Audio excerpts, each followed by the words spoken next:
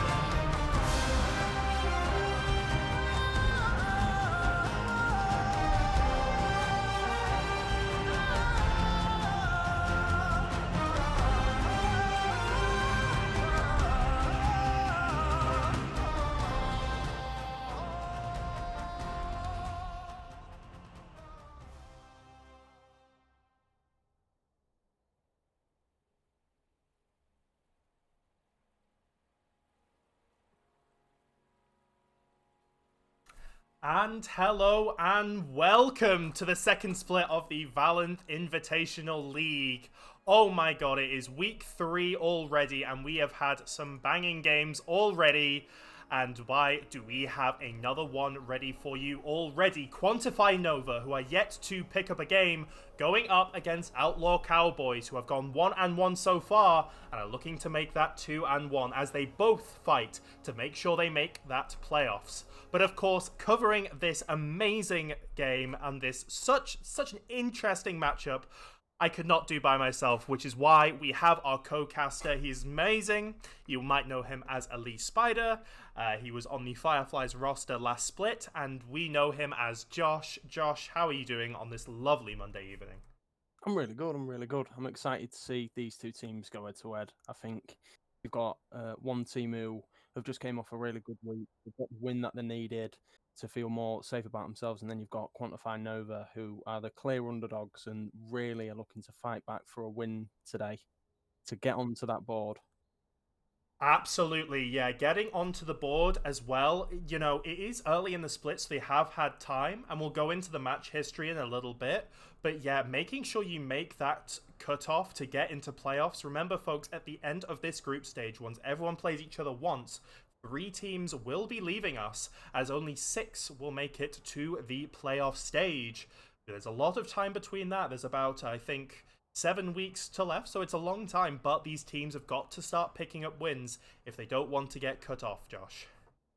Oh, definitely. You've got to really look at the games where you think you can win, and this is I think, to be fair, I think it's a very 50-50 matchup. I mean, there are some issues with bans and what players can be used here, but if you look at both strengths in both teams, if they can play to them strengths and try and build against the weaknesses that they've got, we could be seeing a really interesting game here where Outlaw Cowboys are showing some of that other teams aren't by being able to play for top side.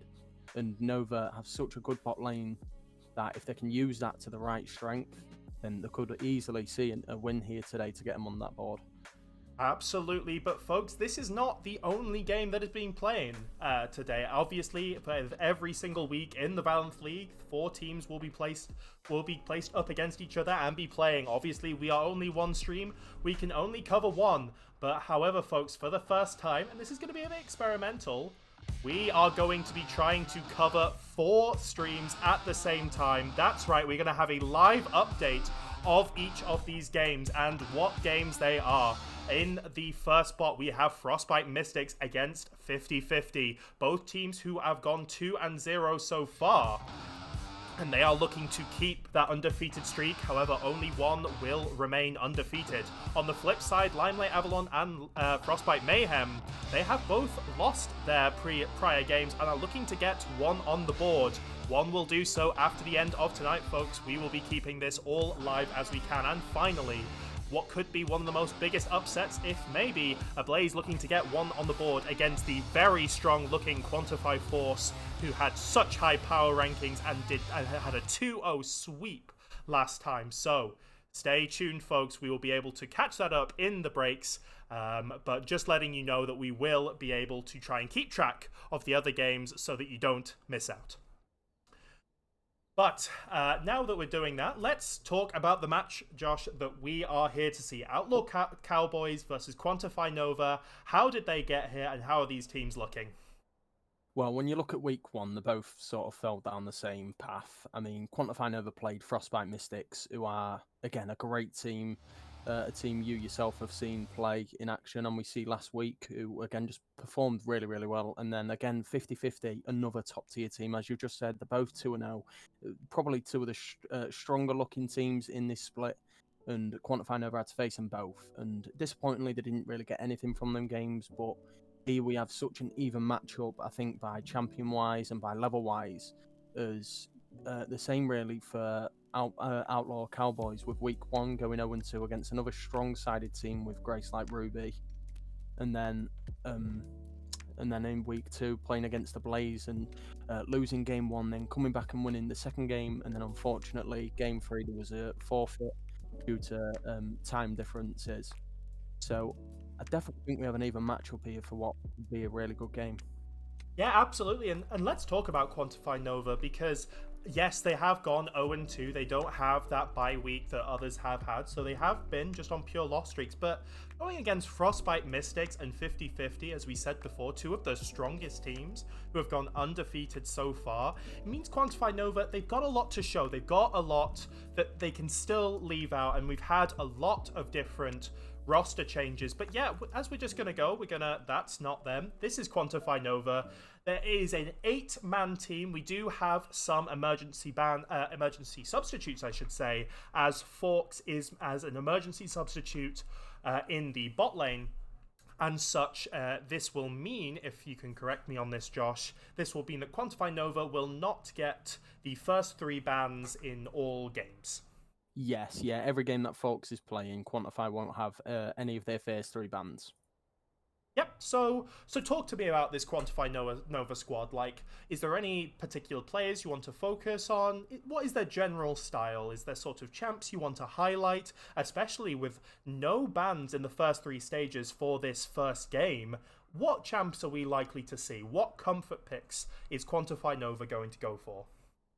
I think if you look at the top lane, Akrida is one of the more the more better players, if to say. I don't think you can really say better, but he's one of the stronger sided players who can play top side against again another formidable opponent. But I really want to see him on his Fiora. It seems to be his comfort pick. He's got a great kill death ratio with Fiora in solo queue, and if the team have managed in scrims to bring this out, even with a substitute, I really hope that this can be a big impact. That and seeing Doc on his famous Aurelian Sol, which again, two big champions, what can be huge carries into a game. And so strong in this 13.10 meta. I don't believe we're on 13.11 yet, so I bet still Aurelian Sol just ever since his rework, his zone control, so oppressive, and he has gone so well recently, both in solo queue and in practice, with no bans targeting that. I very much expect that Aurelian Sol to come out. Is there anything else you want to see on the bot side? You know, maybe, I mean, it couldn't be a VL stream without talking about Jinx. But, you know, is there anything we want to focus? Is there anything interesting? Maybe around like a Senna? Or are we just, is this going to be another Jinx show? Looking at the picks, you're going to see maybe a Nyla and a Varus. Mm. I think they're two of Fox's stronger picks within VL, especially for his ADC. He's more of a multi-role player, but ADC-wise, he seems to really like the Nyla and the Varus from what I can see. Yeah, absolutely. And, you know, a Jinx, you know, it's not a terribly difficult thing to pilot. Yeah, I apologize. I did forget Fox was in the bot lane because I've been looking. So forget what's on your screen, folks. Fox is not on the original roster. He's been in emergency, as some have had to go to hospital. Again, we are wishing them all well, no matter, you know, who we're up against. We want to make sure everyone in VL is both healthy. So yeah, put your love in the chat and, you know, send them a DM, you know, saying that we're thinking of them. You know, a lot of people have been in and out of hospital recently and have been catching illnesses. But, you know, VL, you know, we carry on and we hold those players in our hearts. So, yeah, it still should be an amazing game nonetheless. As, yeah, I think Nova play very traditionally. We've talked about, you know, the support that it plays very much like Rakan and Senna. You know, it's nothing to, you know, we're not going to get some Kindred, you know, or like some super hyper carry jungler. It's very traditional, very protect attack comp from the side of Quanity Nova. Obviously, it hasn't worked against two of the strongest teams, Josh, but against a team that might allow them a bit more room, it certainly can. It's a tried and trusted strategy. Oh, definitely. I think if they do go with this normal meta, I mean, if the Varus does get brought out, they've got a support who, again, like Fox, can play so many different things. We could see something like a Varus Karma if they want to just be a weak side, so then they can focus more on this top side and mid. Just give these two players something that have so much range that you don't need to be anywhere near a fight. You can use your poke, use your range. You play these champions, use what you can, so then your top and mid can be the focus for the jungler to do things around. Yeah, absolutely. So as we're about to get into game soon, we are not people aren't in the lobby that we have been given yet. We might just need to have an invite to it and everything will be sorted out. But let's talk about the reverse. Outlaw Cowboys, they just lost against, what was it? Was it Gracelight because of that forfeit? I forget, you can correct me on that, but a bit more of a higher ranked roster. Yeah, talk me through it. They lost against Gracelight week 1, 0-2, but they won against a Blaze due to a forfeit. Thank you. But again, Outlaw Cowboys are so much more different from Quantify Nova. They can play the carry junglers. Their jungler is a big Hecarim Viego Kane player. So with no bans, this is a team we are definitely going to see.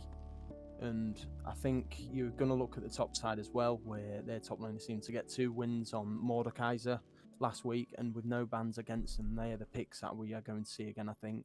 With even in their bot lane, again, somewhat safe. They can play the Sivir, they can play Ashe, they can play Jinx, like you've said as well. And their support can play Senna, Rakan, Milio, Karma, champs that are just safe and away from the fight. Yeah, absolutely. You know, we might see a scenario when we're against sort of 2 protect style comps. It's almost going to be the person who engages first is going to be the loser because they'll use that utility, and you know it'll be tough for the enemy ADC will have a lot more room, and that sort of fight won't be started, so it will be very execution based. But these teams have really got to use their head, and while I think Outlaw Cowboys are certainly favoured, I don't think it is a walk in the park, although we will have to see. But before we just get everything sorted in the background, Josh, I've got to do it to you. I've got to make sure the caster's curse is tested. Predictions, folks. Who do you think is going to win, Josh, and why? I think I'd like to say that Quantify Nova have a chance, but I think on paper, if Outlaw Cowboys play to their strengths, do what they can do, and play how they did, really game 2 against a Blaze, then they'll be perfectly fine. I think they can just play like that, play safe, play strong-sided to the top, keep a Mordekaiser, keep your jungler ahead, and if they play to these advantages, I think we could be seeing a 2-0 win to Outlaw Cowboys. Yeah, absolutely. But anything is possible in the shape of VL. 5v5 is very much different from solo queue, and the team that has got the best communication at the end of the day, Josh. You've played a lot of 5v5 League. You won the first split with Fireflies. Tell me what goes in. What has been the deciding factor in a lot of your games? Is it just that solo queue sort of how they play, or do you really think things like macro or a level head, have you seen that maybe turn games? Is there, maybe an experience you want to bring up? How do other factors other than gameplay translate into a 5v5? Well, from our game last week is a perfect example. We was against a team who a lot of people said we'd lose to, and we had a plan in mind. We went in with one plan set. We knew what we was going to do as a team. Everyone knew their roles and what job they had to do in the game. And with that, it got us ahead of through the line, and where we won 2-1. We had a little scuff in game 2 where it just really went to the other team. But again, following to our own plan, we stuck to our strengths. We stuck to the plan we had set. And if you've got that plan, and as a team, you 5 can stick through it. If one side's losing and you are still sticking to the plan, then anything can happen. So if Quantify have this plan, have the right mindset to focus, if it's on bot lane, if it's on top lane, then they could easily come out through this and get a win. Yeah, absolutely, and I'm not biased, but I really do like seeing an underdog win. When a new team that's off the blocks, if they're able to play comfort without these bans, it will be really interesting to see. Very much rooting for them to show a good a showing of themselves. They have been absolutely, against really tough teams, very unfair to them. But now here they are, they're able to show themselves, and I'd love to see them, no matter what the scoreline, do well, have fun. That's the idea of Valorant League. We are almost about to get in there, folks. But I just want to say, right, before we go in, Josh, now, you know how I am with technical difficulties. This has been an interesting stream when it comes with the whole working side of it. But folks, I just got off the call with my ADC on Mystics, an hour long. I downloaded a load of stuff, and I think this is going to work. So let's put our hands together. Let's just hope that this works, Josh. Yeah, are you ready? Are you ready to see some League of Legends? Definitely. I'm ready to see some upsets, hopefully. Absolutely. Or we're ready to see a black screen. Okay, I'm telling the lobby that they are ready. And I am going to try and do this. Putting the look on my hands, just making sure that it all goes ready. Obviously, Josh, make sure to look at stream. Just to make sure some good luck. Have funs in the chat, which is always lovely to see. You do love to see it. The champ select is up, and I have clicked the thing, and yeah, we are now in the champ select lobby. Again, folks, as we reiterated earlier, there will be no bans for this first phase for either side due to Quantify Nova having their own what was it? Yes, please remind me, Josh. Yeah, they have their emergency sub, and Outlaw Cowboys have no bans because they was late to submissions. Yeah, absolutely. So, is a shame, but yeah, it'll certainly give us an interesting draft. Quantify Nova have gone down to 0 seconds, so we will just see if that does go through, as we are on the ban phase. Obviously, no bans coming through right now, so there's nothing for us to say. How's it looking on your end, Josh? Yeah, it looks fine. I mean, it's showing Quantify's bans, but not Quantify banning. But I think it'll show when we get to Champ Select. Brilliant. So yeah, we'll just let that go. So obviously, not much that we can talk about right now. But yeah, so we've talked about the Hecarim. That's very staple of the jungle in Outlaw Cowboys. But is there any other picks? Maybe talking about this Mordekaiser that is so powerful on the top side of Outlaw Cowboys. And then maybe, what else picks do you want to see? Something like a Senna, Emilio, maybe coming out of Lord Beirut. Is there any other picks that we might see here? Yeah, I think especially for Outlaw Cowboys, I think there's two strong picks in mind. What I've got for them, I think it's going to be either the Mordekaiser or the Renekton. And with no bans from Quantify Nova in the phase 3, this gives them a massive opportunity to do that. But it does leave the options open for the counter pick, which can be a problem for some teams, especially for top laners, for mid laners. But when you're playing such carry top laners like the strength of Mordekaiser, there isn't many matchups that can go into it where you're the favoured.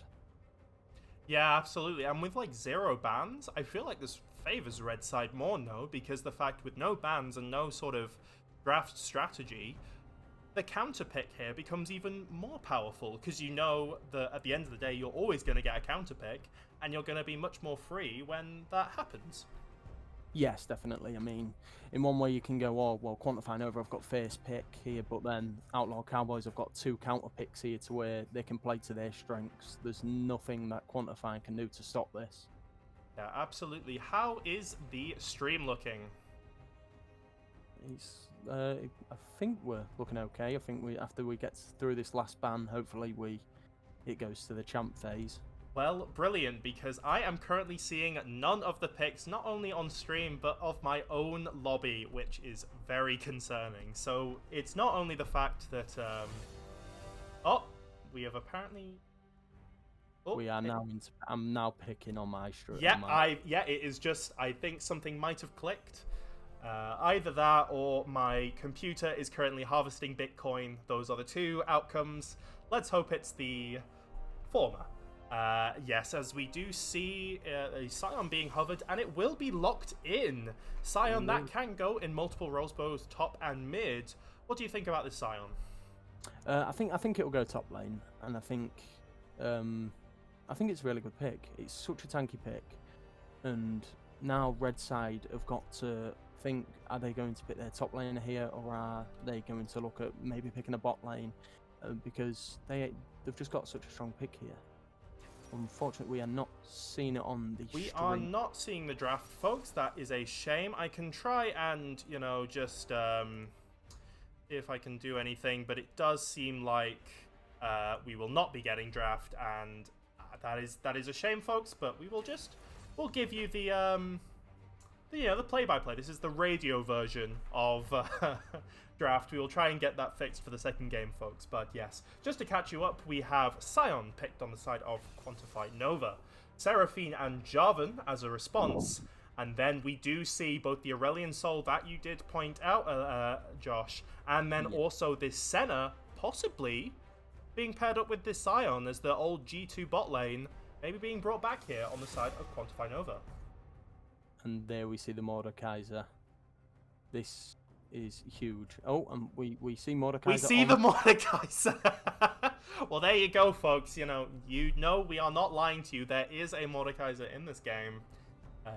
Apologies, folks. We will try and get that sorted, but I promise you the games will be just as riveting, and hopefully with a bit more stuff to see. But yes, the Mordekaiser picked up. That will go straight into the hands of Azrael Lazarus, yes. And, very strong on this champion. He just basically spams it in solo queue. He has about 62 games. A very high % win rate is going to be a terror of wherever this Scion goes or something else. As we do see now, because of what we talked about earlier, Quantify Nova do get phase 2 bans. So they have banned out the Lissandra, which, as you know, can just be a really safe mid for Lavendellana. Isn't that right, Josh? Yes, yeah. I think maybe if they're going to look at banning another mid laner, maybe ban the Syndra out or even the Lux. These are two, to be fair, two champions that can stop Aurelion Sol quite well. Especially Lux. I know our mid laner in Fireflies, it's one of his favourite champs to play into Aurelion Sol, just because the range and the damage that Lux can pull off. But we will see here what Quantify wants to get, and instead they have gone with a Veigar ban. Yeah, I mean, it has been something that both the ADC and support have both played. Obviously, that Veigar was paired with a Sen. No, I'm thinking about something else, but the Veigar was played in the mid lane from Lavendellana. Try saying that 5 times faster. The Jinx, because there are no bans coming up, the Jinx has been picked up as a lovely little pair up with the Seraphine. It's going to be such a strong protect bot lane. Look, folks, we talked about it. It's not a VL stream without Jinx, and well, Josh, we've got it. We do indeed, and with a Seraphine as well, it's a really good pick. I think there's options into there what they could have gone, which I think would be stronger. Maybe it could be Seraphine mid and they could be looking for something else, but it is such a good pairing together with the ultimates, with the stuns, with the roots. And it will just give Jinx a lot of opportunities to do a lot of damage and have someone healing her, protecting her, shielding her, and stopping the enemies with their ultimates. Yeah, and it seems like we have draft back, so that is amazing. You'll now see all the picks on your screen. And yeah, we now have Quantify Nova filling out their draft. Fiora going into that top side against Mordekaiser, looking to duel that Mordekaiser, looking for maybe some good split push, and the Amumu. I feel like Amumu is like Jinx minor. I feel like we get so much Amumu. And wow, we do see something, a change up here. So it looks like that Seraphine is going into the mid lane. It does look like the Seraphine's going to go into the mid lane. And the Milio is now going to go into the bot lane. Just two, annoying champs. So much range, so much heal. That is going to be annoying for Quantify Nova, Josh. It is indeed. What I am looking forward to more, though, is you have right. It is Scion support. We do have Scion Senna on Quantify Nova's side, which, as much as Milio Jinx is a very good bot lane, I'm very interested to see how this bot lane will play this out. Yeah, I mean, Fork's coming in, subbing for ADC, and he brings out the Scion. That's going to be very interesting to see. But yeah, I'm going to lay my cards on the table. I do really like Outlaw's draft here, because yes. I feel like they are both, in a sense, going for a kind of protect comp. I know Aurelion, Fiora, and Mumu can very much be an attack comp, a sort of pick comp. But at the end of the day, I feel like whatever protect style that Quantify Nova do, Jinx, Milio, and Seraphine are going to do it better. So yes. I'm worried that Outlaw Cowboys here, Josh, you can correct me, say your opinions on the draft, but I feel like they might have done Quantify Nova's draft, but better here. Yeah, definitely. They seem, especially with a lot of the lockdown they've got, as you've said, you've got a lot of protect on the Jinx. If any of them are getting too strong, you have the Mordekaiser ult. If they're grouped up, you have the Jarvan ult. If you need healing, you have Milio, you have Seraphine. This Jinx has all the ability to be able to carry this game. But we do have champs on their comfort picks. We have Doc on his Aurelion Sol. We have Creeder on his Fiora. We have Braga on his Mordekaiser. This is going to be a very exciting game. Yeah, absolutely. I accidentally took a screenshot of my home screen. Amazing. I'd love to see that in photos. Anyway, as I was saying, yeah, I do like this. I think especially, you're a team that looks to wanting to get a win. Playing comfort just feels so nice on stage. Even things like clear speed, and you're just used to your champion going and expecting damage. I'm sorry, it has been a very unusual draft, but I like what Quantify Nova are trying to do here. And yeah, I am so waiting. And there is a win condition here for Quantified Nova. If this Jinx doesn't get going, I mean, yes, Mordekaiser can be a beast in and of himself. But if this Jinx doesn't get going, the Seraphine and the Milio are going to be buffing a paper tiger of a Jinx for quite some time, and this Jinx might not get online at all. No, if Quantify play this correctly and they stomp this Jinx to the point where she isn't as useful as she can be, it can be a big issue because, like you said, they've got the Mordekaiser, but when he's in his ultimate, there isn't much Seraphine and Emilio can do, and Jarvan's more of this frontline bruiser tank who, boosting up as great as it can be, won't be as effective as the strong Jinx. So I'd imagine that you've got this jungler who will be wanting to play for this Jinx to get her the lead, just to get even just a little bit ahead. Because if you can stop this Sion farming and this Senna just being this annoying champion, then it will help Jinx out so much for the mid to late game. Yeah, especially because this Jinx Milio lane isn't really going to be pressured that much. Senna, Sion, unless they have a lot of coordination and can really get that down, I feel like the disengage of Milio and Jinx is going to be able to free farm, very clearly. Jarvan, a very good Dragon Clearer with his attack speed buff. But yes, it is all prep, but it is now action, folks. We are about to get into game. Maybe. We will obviously tech does tech things, so we will have to see how it goes. But yeah, so looking forward to this, Josh. What do you think overall? Who do you think's won draft? And what do you want to see from the game? How do you want to see these teams play out their draft? I think you are right. I think Outlaw Cowboys have definitely won draft if they can play this right, if they can play it to their strengths, if they can stomp. Well, no, they don't even need to stomp. If they can keep Jinx just even fairly ahead or fairly even to the points where it gets to mid to late game, if she's on par with this Senna or ahead, then she has two people buffing her up to the point where she'll be too strong for any of them to deal with. And then you've also got a front line of Mordekaiser who's bound to take one of them carries away, and Jarvan who's gonna keep them slowed, gonna keep them into a group and bundled up as best as he can with the Seraphine ult as well, which can be a great combo to be used. Yeah, absolutely. So much disengage, so much tools on the side of Outlaw Cowboy, just loading into the game right now. Obviously, I'll ask my lovely co-host to see if the game is being translated, and we've got that overlay going on Twitch, but obviously there is a delay, so we'll just have to wait for all this to come out. But God, all these other games as well, week 3, we've had these couple of opening games. We've, got a good sense. We see Quantify, Force, Mystics, they're looking like the stronger teams. But it feels like weeks 3 to about 5 and 6, this is going to be where we really set up the teams for that end stage, like how easy is it for Quantify Nova to qualify from given their performance in week 3 to week 6, now that they know what their team is looking like in this VL meta. So I really feel like now it's really for these lower teams, they've really got to prove themselves. Yes, definitely. They've got to really power through now, and these are the wins that they can get.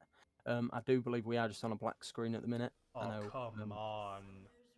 I've on my stream, I'm not my stream, on my game I'm on, but I believe on the stream we are just on a black screen. You're kidding me.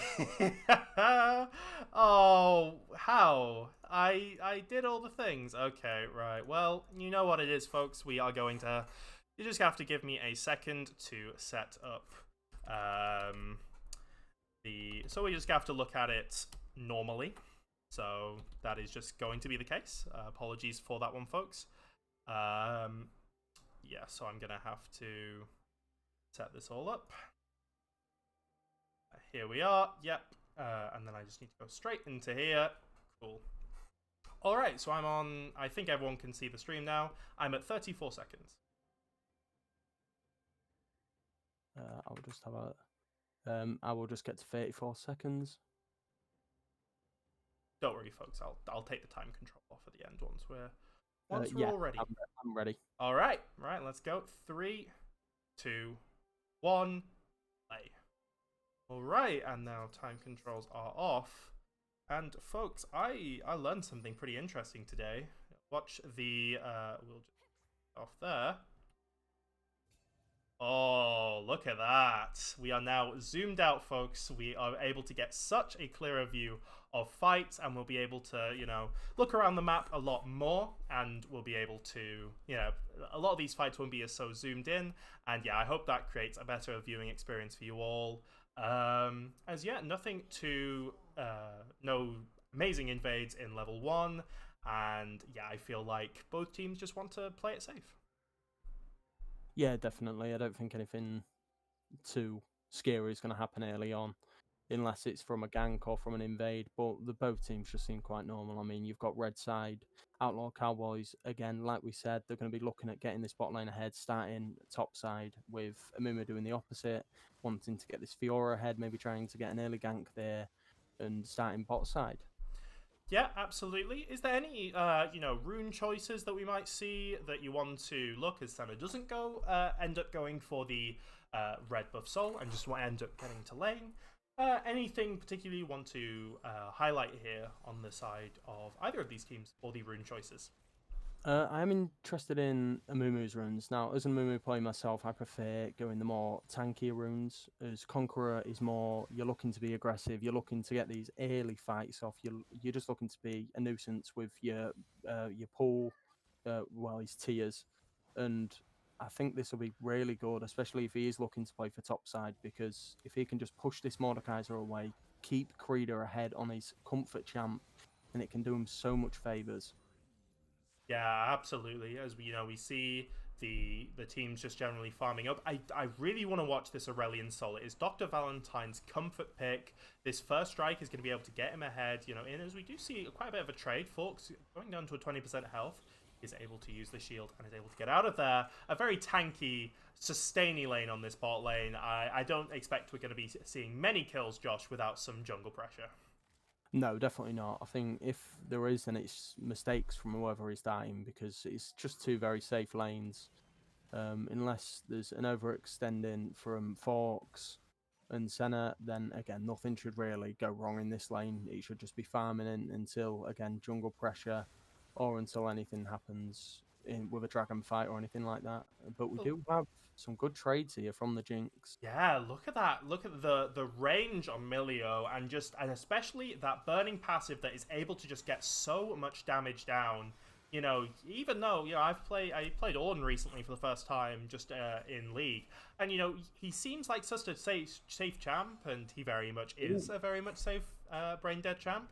However, you can't just AFK and yeah, but And you can't just AFK and just let them hit you because if the enemies play it well and they're able to get good active poke on you, the lane can go sideways if you're not active enough.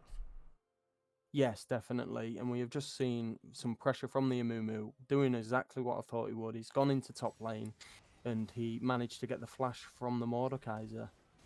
Yeah, he did. Sorry, folks. I believe we missed that. We are on directed camera, so I will have to be a little more aware of that. Both junglers on the bot side right now. I do not know how good a 1v1 Amumu is, but he does use the Despair to try and get that damage down. And with the bot lane coming up from the side of Quantify Nova, Jarvan just flag and drags out of there.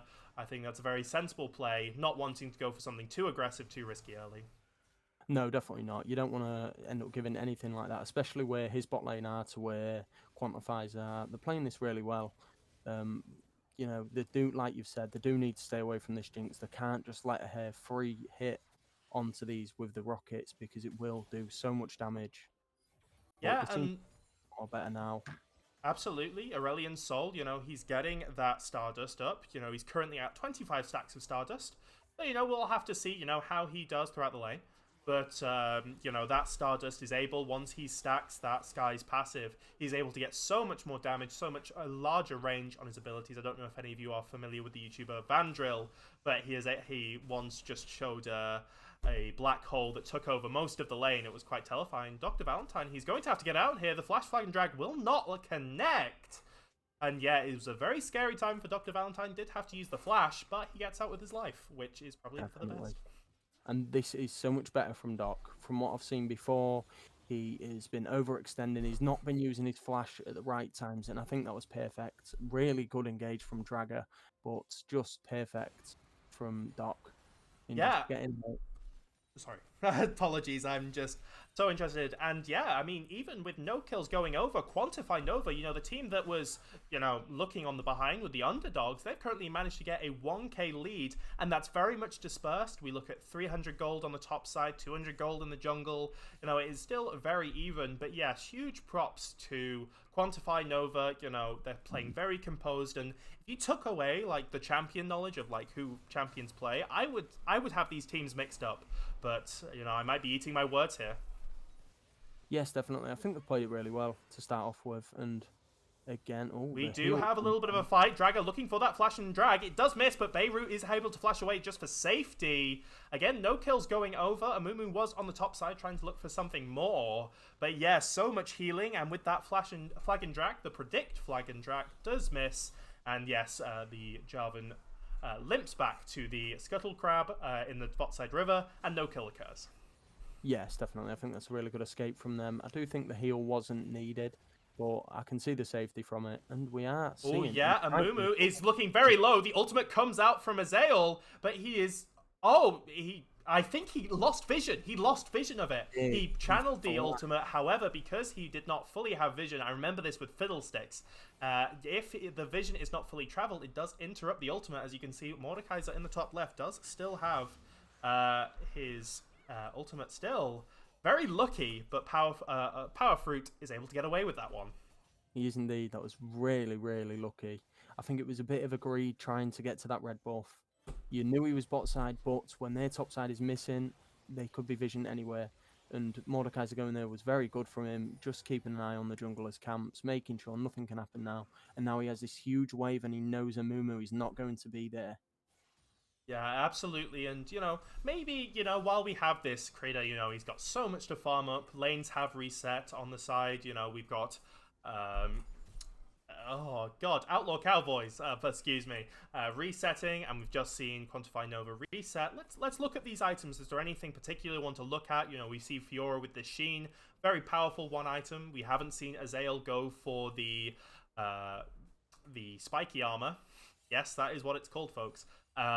So yeah, Fiora on a 20 CS lead? No, 12 CS lead. Yeah, is there anything you want to point out about the items? I think this is really greedy from Mordekaiser. I think he's more focused on damage than he is stopping this Fiora, and I really do not agree with it. If I was in top lane and I'm against Fiora, Bramble Vest is one of my first items that I'm going for. It is so crucial to minimise the damage given to you. And yeah, that Thorn Mail, that's the anti-healing and just how much it shuts down a Fiora.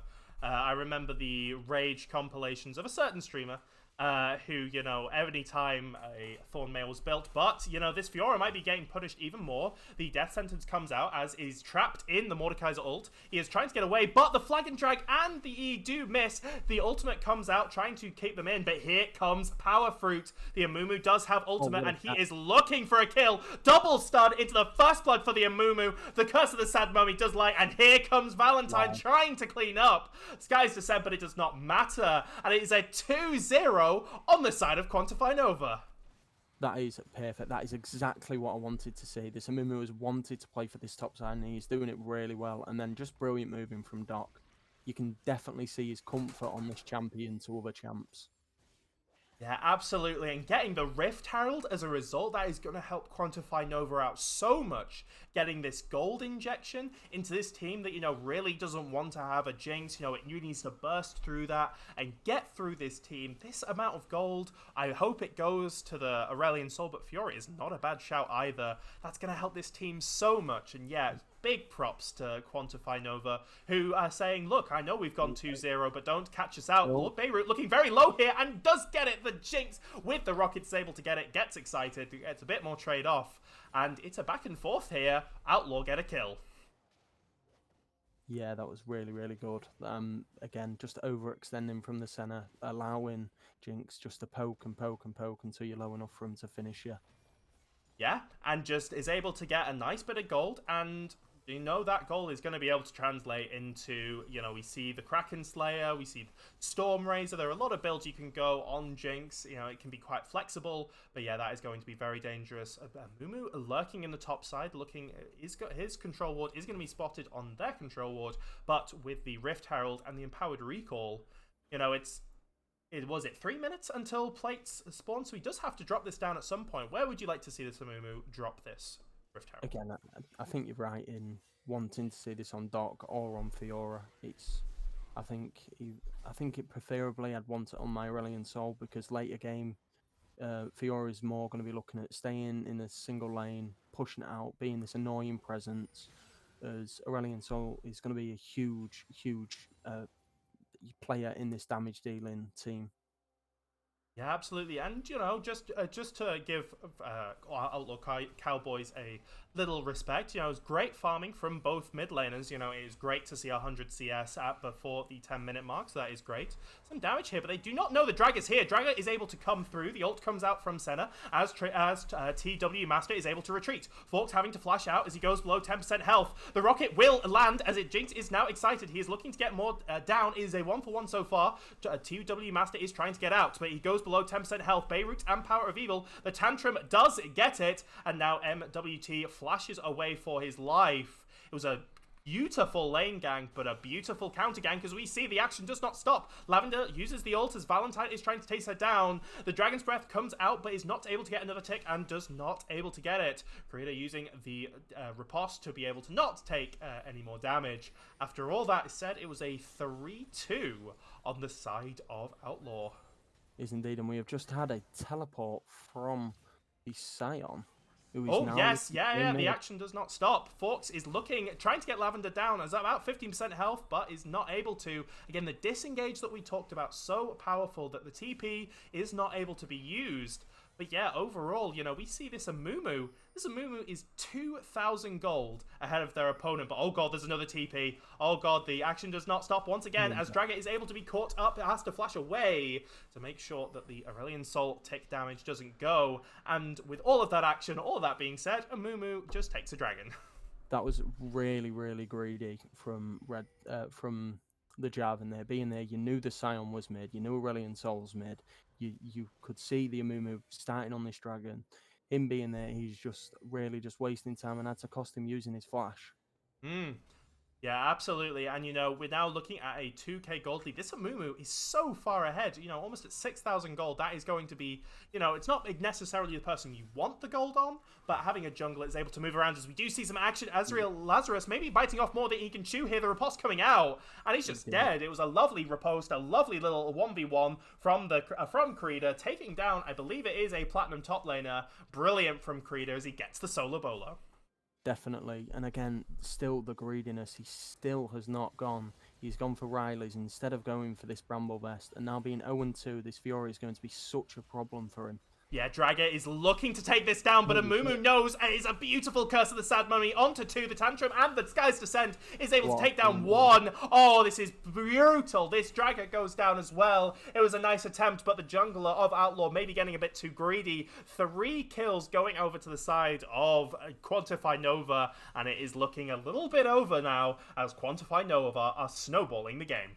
Indeed, with a 5k gold lead. That is exactly how I wanted to see Quantify playing. That is exactly how they needed to play. This Amumu has been such a pest for Outlaw's side, and just being everywhere this Jarvan is being to counter these ganks. Yeah, we said it before. Quantify Nova, they've been against some very strong teams, and they've not been able to show who they really are and their performance. Nice steal, Fiora. Just wanted to let that know. And they have shown up in force. 2-0, they don't care. They are all about this game. And with 5k gold leads, I'm loving this from Nova. And yeah, they are very much coming back into game 1 with a fight. Definitely. This is exactly how I wanted them to see. You can see they've got the game planning set. And now really just got to constantly grow these leads now and hopefully finish this game off to where they need it to be. So how do they do that? Because we have a lot of gold lead, but we only have one tower down as of 15 minutes on the side of Outlaw. No towers going down in response for Quantify Nova. Lots of little trades going on. Love to see it from Krita playing so confidently. That lack of Bramblefest really hurting. Bramble Vest, as Power Fruit maybe caught out here a little. He is trading onto the side of Dragger, but with that damage, it's just able to get so much. This Amumu, now, if I just check, folks, yeah, is that 3k gold ahead on an Amumu? Yeah, that is going to be one strong Amumu. Yes, indeed. And I think they win this game just by pressuring this mid laner. You've got to get this mid ahead. You've got your Jungleos miles ahead now on an Amumu, which is somewhat unfortunate, but again, it's still such a strong player who as we've seen in these fights, has been a crucial part, especially with the damage of his AP now and the tankiness he's going to be. Yeah, absolutely. Oh, sorry, I haven't actually checked yet. Is stream okay? As Jinx steals the blue buff, but as there is no please Valentine don't make action. Oh god, he wants it. The Sky's Descent is able to land on 2, and the Black Hole able to get so much damage down. It causes the ultimate to try and disengage. A little bit of trade back, but yeah, a lovely Nova fishing and looking. How are we looking, Josh?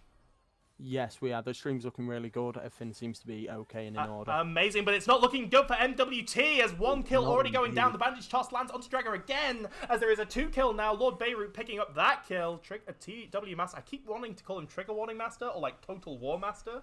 Those are like the 2 acronyms that come to TW. Also, not to dox myself, but TW is also the initials of my last name. I don't exactly want to call it my last name, but yeah, is there any other like acronyms you think of TW, or is it am I spot on there? I think you're spot on there. I can't really think of any myself. Oh my god, I've so many like thousands of hours. My first game I ever played and got into PC gaming was Rome Total War. Thousands of hours on our like Dell brick computer back when. Oh, do you remember when like old video games used to have like discs, and you had disc 1, like part 1, part 2, part 3. You had to slot them in, and then like because I was like a small kid, I was like the annoying younger brother, so I'd always like lose some of them. So we'd have like part 2, but without the original disc, you couldn't like play anything. Oh god. Oh yes, I remember them good old days.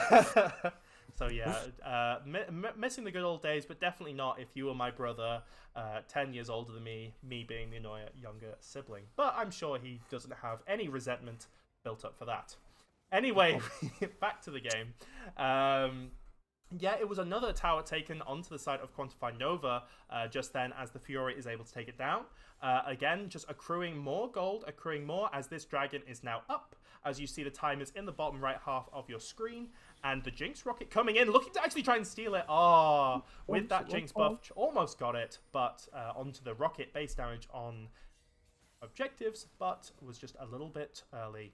And it looks like Fiora has caught out the Jarvan. Yeah, absolutely. Looking to try and, trade objectives, but Quantify Nova are not getting everything. The charge coming onto Lavender, the root coming out as well, trying to get out. The disengage is trying to be there, but it's just not enough with these gold leads. Oh, it's just action all over the map as TW Master. The Sky's Descent is placed beautifully as it is able to get a kill onto the other side of the map as a 4v1 onto the side of Quantify Nova. A beautiful bandage toss, followed by the Curse of the Sad Mummy, is able to take Azrael's Lazarus down. Milio is just looking and watching his disengage work act for nothing as Quantify Nova just win all over the map. That is perfect. This is exactly what we've needed to see from Quantify Nova. This is the way we've wanted them to play. Unfortunately, week 1 and week 2, they couldn't accomplish this, but this game has really shown their true talents as a team and how they're coming through together. Yeah, absolutely. Just so objective focused. I've won basically all over the map. If you look at the scoreboard below, I'm looking at 0 deaths. Only 2 have gone over to the side of Outlaw so far. Remember, the higher rated team in terms of rank and in terms of games. But yeah, wow, it might be Forks IGL, or it might just be that Quantify Nova has just been slept on a little bit. These power rankings just haven't been favorable for them because of the situation that they've been on. And yeah, wow, they are certainly saying that, get me up on those power rankings, get me to a higher space, because they are certainly proving it, Josh.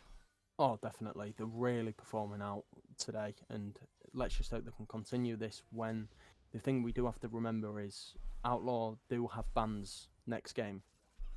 and this is where I do believe the Aurelion Soul will be taken off Doc. Can he be the same presence that he is on a different champion?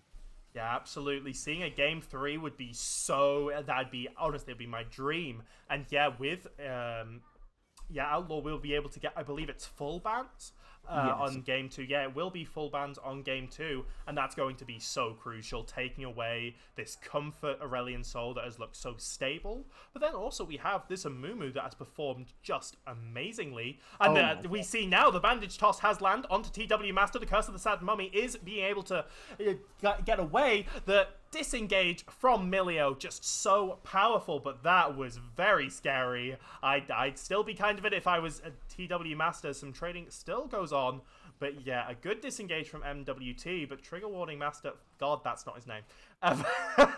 He does escape with his life. He does indeed. That was really, really good. Just good from Milio as well, just being there to be that presence, like we've said before game. Oh, Draga starting a fight, is trying to get out something. The Seraphine Charm does land as well. This could be going well, but a kill already goes down to the side of Quantify Nova. It is Sion going down. He will go into zombie passive soon. It is now a 1-for-1 onto the side of both teams, but the Sky's Descend comes in, taking one back. And here is the Aurelion Soul looking for more, but the Seraphine, with the consistent damage, is able to take down more. I have frozen right now, but nothing has happened so far. It was a 2-for-2. Sorry, a 2-for-1 as this Fiora is just free pushing on the side. But we saw Outlaw Cowboys there, even though they are 9k down, putting up a bit of a fight. They didn't. It was a 5v4, but I do think it's really unfortunate that Jinx didn't have the mana for her ultimate. But if this Senna stays around, this could be really bad. Yeah, those rockets can take up just so much mana. Every auto on that rocket form just takes up a little bit of mana. And yeah, because you're keeping that range, it just means you don't have a lot, left in reserved. And yeah, do you think that's going to be a problem going forward, Josh? Definitely. I think it can be one of the things that a Jinx really does struggle with when you're this far behind, unfortunately.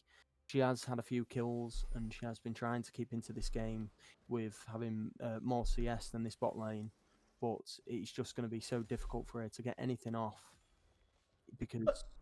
Yeah, absolutely, because, of all the pressure that Outlaw and Nova are coming in. But we did say, there was one thing that we talked about when we thought Outlaw Cowboys were the favourites here, is that if Jinx has the gold, and that if Jinx doesn't fall behind, then Jinx can carry. Now, to be fair, all of Outlaw Cowboys have fallen behind, but if we compare the Senna to the Jinx, they are both actually, Jinx is at 200 gold ahead. She has the most gold on her team. So yes, Jinx is going to have to step up a lot more. She's not going to be able to have the gold from the Seraphine, 1.8k down, or from this Milio, who is currently 3k gold, of Dr. Valentine trying to get out as well. If these mistakes keep coming through, he is able to get away. Power of Fruit looking to trade back. Oh my god, just tower diving TW Master, and he's able to be taken down with the damage that just comes out from Amumu, who is 5k ahead of Jarvan. Power of Fruit demolishing, and yes, it is able to get out for Dr. Valentine. Nova looking very strong now. Yeah, definitely. I think if I was Jinx, I'd be asking my support why he's not mid lane. I understand they're trying to get vision secured around this Baron, but they do not have to go into this pit. They don't have to go into the jungle, into the river to get vision on this Baron. They just need to protect this Jinx. And being away that far away when Amumu's right there as fed as he is, it was quite certain that as soon as he got his hook onto him and he knew no one else was there, this Amumu is just an absolute demon at this minute, being 707. Yeah, Power Fruit really proving every inch of his worth right now. 3 items, that Demonic Embrace and Abyssal Mask, especially with that Curse Touch passive, able to inflict more magic damage to those that he auto-attacks or catches with his ultimate, is just delivering so much damage from an AoE champion yet. Power Fruit going to be someone to very much look out to in Game 2. They're walking into the jungle and able to get so much space. I'm loving this from Nova, and I'm so happy for them. Baron up, Dragon up in 2 minutes and 33. No, 3 minutes and 40. What are we going to see now? Where do you want to see Nova try and take this game? Again, it's just what they're doing. I think 4-1 is perfectly fine for them at the minute. They have so much damage. You can put this Fiora on her own, and you can use your 4-man presence if they try and fight you. Well, we've just seen how strong this Amumu is alone, never mind with his team.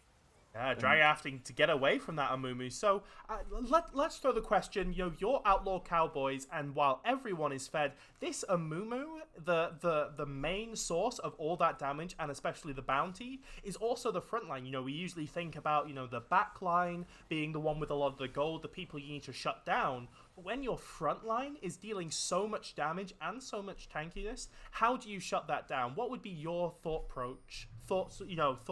guidance into how to shut down this team? I think the best thing they can really do is just putting this Jarvan on the front line, keeping Milio, Seraphine with this Jinx. They're trying to do a 1-3-1, which I don't think is the right answer. I think Mordekaiser on his own, stopping this Fiora is fine, but you need this Seraphine Milio just absolutely powering everything into Jinx to keep her alive, keep her safe, let her do the damage on these front lines, let her get the shutdown onto the Amumu. And if they can do that, then they'll most likely bring this game back into their favour, but it will take a lot of teamwork and a lot of mistakes from Quantify Nova. Yeah, absolutely. And we see, folks, it is 112 stacks on this Senna, able to get so much range, so much more crit chance. It's going to be such a menace in this fight if you can even get onto her. This Jarvan has got a very tough task ahead of him, and with 0, 5, and 2, not a lot of damage, but here is the comeback. Dr. Valentine is able to use the... Oh, just misses the flag and drag. We've seen this a couple of times now from Dragger. I know he's not the usual jungler from the side of Outlaw Cowboys, but these flag and drags have definitely missed time and time again. Yeah, it's trying to stop a champion who isn't easy to stop. And again, I think it's more you want to put this pressure on this Jinx. If I was this jungler, I would not be focusing on trying to get this Aurelion Soul Core, because just the amount of escape she has. She still has, it still has its flash, it still has his diving away, his ultimate, his slows. Is Aurelion Sol? I don't know the gender. I believe Aurelion Sol is a he. I've never heard Aurelion Sol, like, I know he's a monster champion, but I know people call like Zac a he. I don't know, that'd be a very interesting League of Legends gender studies thing to go through. I don't know if my university would accept it if I went for that, but it would. I'm certainly experienced in it, so who knows, But It does have a male voice, so I think it is a man. I think Aurelion Sol is also a guy. God, I'm just thinking about nice. But yeah, Dragger is so far down. To be fair, I don't want to be all negative here. Dragger is almost dead. Dragger's dead. But it is now a 4v5 on the side of Outlaw Cowboys, as Azrael Lazarus is might be quick to follow. He's able to use the shield. He's so close, but that bandage toss does get him just on the edge. This power of Fruit guy just does not miss. 2 for 0, and that gives them so much control over this dragon, which is going to be Soul in 15 seconds. Yes, definitely. I can't give enough credit to Quantify Nova. I really can't. This is brilliant from what I've seen, and you can just see how desperate Outlaw Cowboys are there with that ultimate onto the Fiora.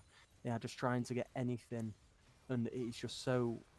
I just don't think there is a way back from You're seeing that? Wow, he's just dead. That was such a long range from Beirut. That Turner stacks coming in, that late game center that we all know to fear, is able to just take down TW Master so quickly. Can't even use the flash or ghost. Is just able to be taken down. It is a Mumu now who is on this dragon, who is able to be taking it. That will be so helpful. Even if their health bars get low, it will not matter, because they will have that extra damage resistance and extra damage that the Chemtech Soul gives you. Sky's Descent coming down, and he's just sitting there. He's just breathing on the Mordekaiser, and is able to take him down as he wants more. Dr. Valentine's feeling it. MWT pops the Shirley as he tries to get away, as maybe Dr. Valentine has bit off a bit more to it here. He had the flag and drag does land this time, as Valentine going down to 50% health. He's able to flash away, but he wants this, and the Jinx Rocket, but he's able to stopwatch away from it. Valentine is able to be knocked up by the Flak and Drag, and he will be taken down. A lovely shutdown from Dragger.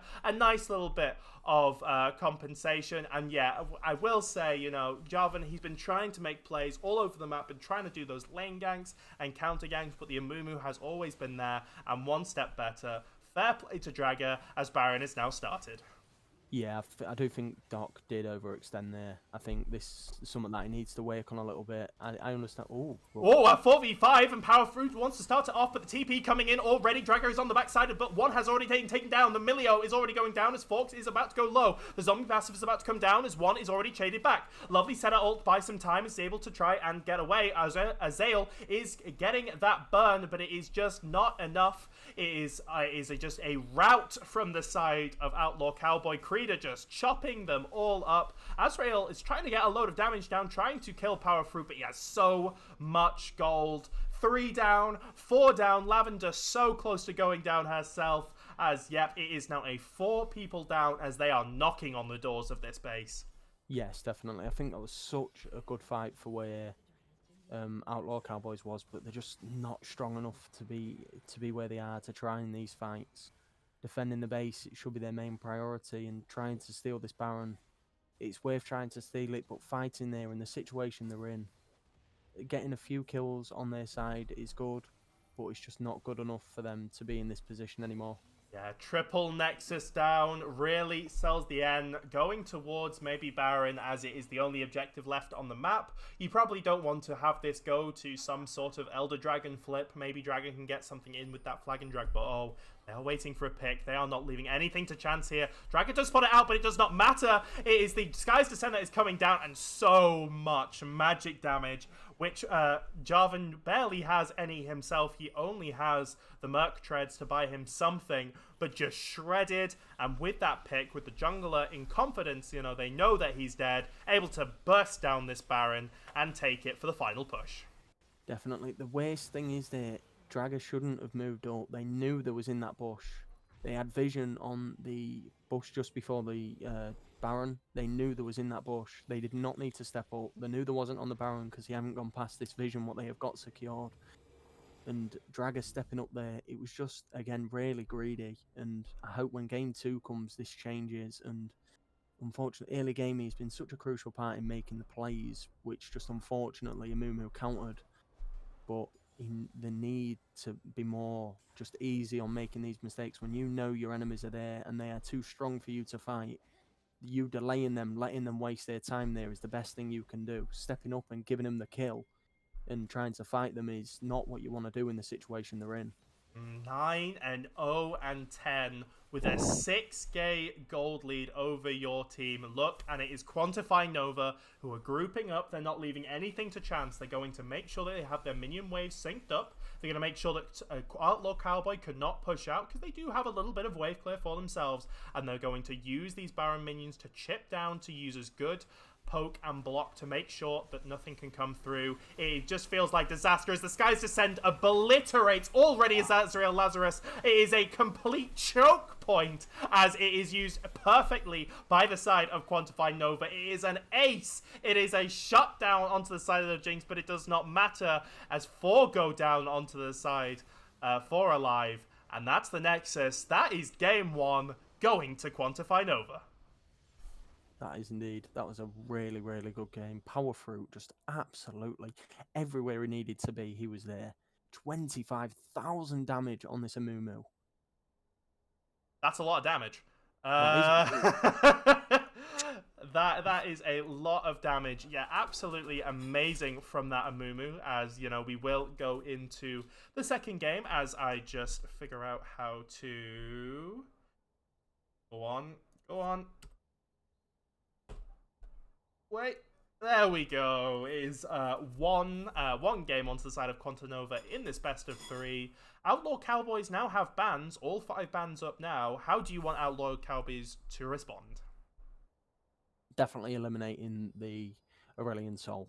I think maybe even, I think if it was me and you look at that game alone, you'd eliminate Fiora, Aurelian Soul, and the Amumu. Yeah, absolutely. It was just super strong, so much tick magic damage that was just able to come through. And yeah, it was just so well played in that early game as well. Really worked around vision and just saw the opportunities and then took it. So big shout out to Power power fruit there. And yeah, I didn't see the Aurelion Soul maybe play too much in the early game. It was very much a consistent farmer. We saw the Seraphine match the 100 CS from Aurelion Soul, but also big shout out in that top lane that Fiora was able to get solo kills, was able to play just so well. And from, what everyone's been saying is, the statistically worst team, they are not looking at it today, Josh.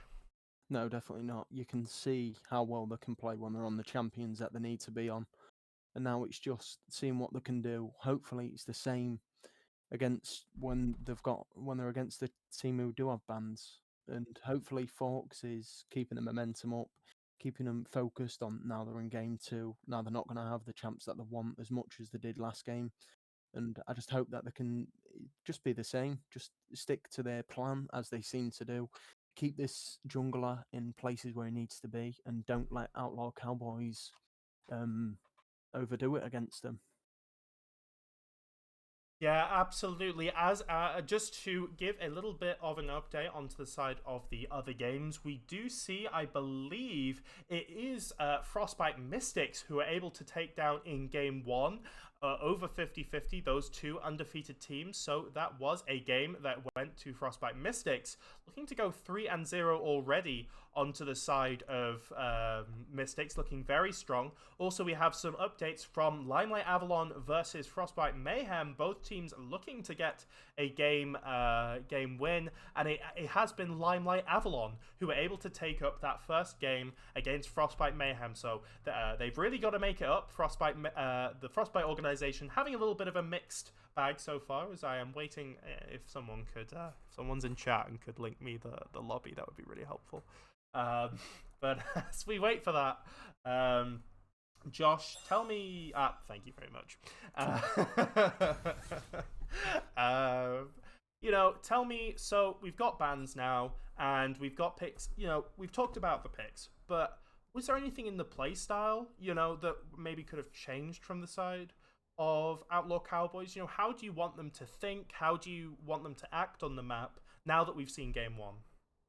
I think, again, they've got so much potential in this jungler, but if they cannot, they need to not allow their jungler to just predict where they are. They have so much potential to play around this top side. We see it last week in their game against the Blaze, how strong he can be on his Mordekaiser. They need to focus on, personally, if it was me, I'd put this bot lane on something quite safe, get this mid lane on his comfort champion, get this top lane on his comfort champion, while your opponents now, we know Quantify Nova do not have their first 3 bans as Outlaw Cowboys do. So this is where they can use their champs to their positives and put Quantify on the champions that they're not so strong on anymore. Yeah, absolutely. A little bit of dismay from Azrael Lazarus, the Outlaw Cowboys top laner. He wants to pick his pride up from the floor. Didn't have a super strong game on that Mordekaiser, his main champion. But, it was a very... you got to give your hats up to the side of Quantify Nova and not Azrael Lazarus. It was... can you remind me who that was? It wasn't Power Fruit. Who was that top laner? Kreeda, right? Kreeda. Yeah, Kreeda did really well, and was able to take Azrael Lazarus down.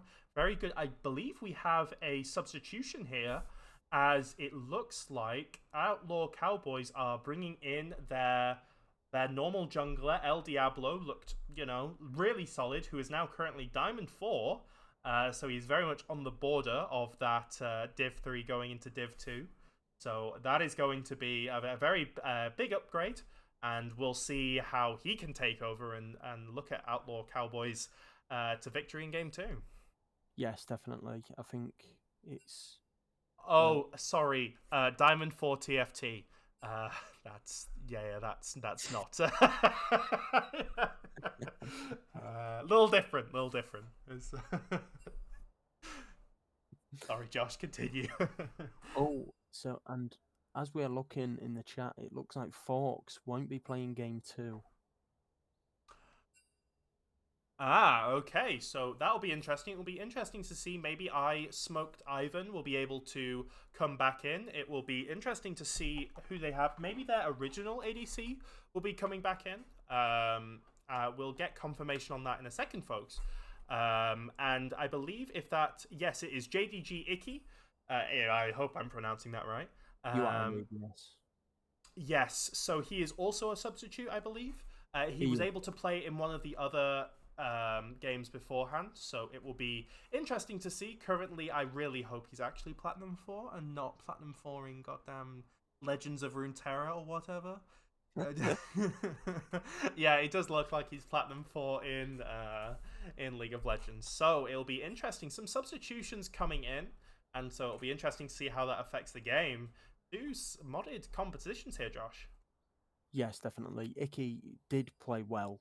When I see him before, he was a really strong performer for Quantify Nova against, I believe it was Frostbite. If I'm incorrect, I'm most likely incorrect. But he was one of the players who just stayed even, played just as a level-headed AD carry, and now with this team on this comfort route, with their jungler being able to play a lot more freely, hopefully he'll get the things that he needs from this jungler in getting ahead and hopefully getting the result in the end. Yeah, absolutely. Lots of stuff being said in the chat. If there's anything you want to bring from chat yourself, if you want to write in, substitute in. And also, I understand that, there might be a lot of people here who may be here for the first time. Just as a little introduction, we are VL. We are a 5v5 Discord, focusing around 5v5 League of Legends. You're more than welcome to come in. If actually some people in the chat want to drop maybe the Discord invite, want to just say hello, any new people who are looking at us for the first time, we cast games every week on Mondays and Thursdays. We have a couple of divisions looking to always expand and always bring new casters, new players, new teams and organizations to the role. So yeah, please do not feel afraid. We're a much nicer community than you might experience in solo queue, and I feel like a lot of us are here because of that. League of Legends can be League of Legends sometime. I think that's all I need to say. But yeah, I've only been here a couple of months, and I've just been loving the community. Josh, you've been here a little bit longer. How have you found VL? I mean, I started the same split as when Frostbite joined the VL, and it's just been really good. I've fit in quite well. The teams that I've met, the players that I've met, yourself, and again your team with Frostbite. Again, I've just been able to get along with as many people as I can, meeting more people, not really playing with other teams. I tried out with a good few teams. I've filled in for a lot of teams, helping them out, and just everyone seems really welcoming. There's people who want to help you get better at the game, and I think that's really everyone's idea of being in this amateur league. Yeah, absolutely. So I'm gonna message that we are ready. Who is ready for a scuff draft once again? So I cannot wait, folks. So we are going into game 2. It's going to be very interesting. We're going to see some, maybe some similar picks, maybe some new ones, but yeah, everyone's ready. Yep, we said that before. And yeah, I'm super looking forward, especially because the Underdog team got game 1, and now we've seen these substitutes come in. We're going to have a different dynamics, and we're going to have a much stronger team that's looking to get the reverse sweep. Have you taught as we go into draft? As we do go into draft now, Champ Select is now up.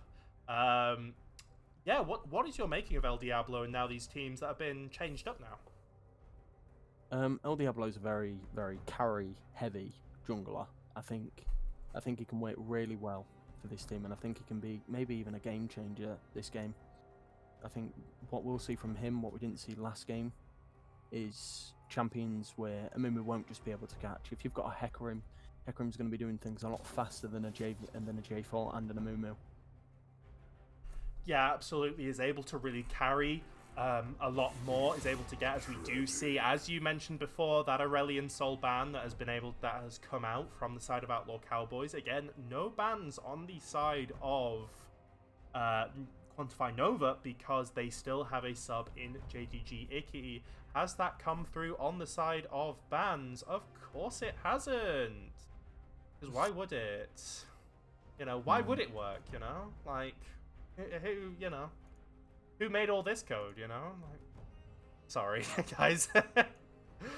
He's all right now. I completely understand. It's a lot of work that you yourself and the team put into it, and for it not to work, it's Yeah, there's a lot of stuff behind the scenes, that what goes on into this, and really have to shout out to the whole team for trying to get this all set up. It is not easy setting this all up and coding and website management.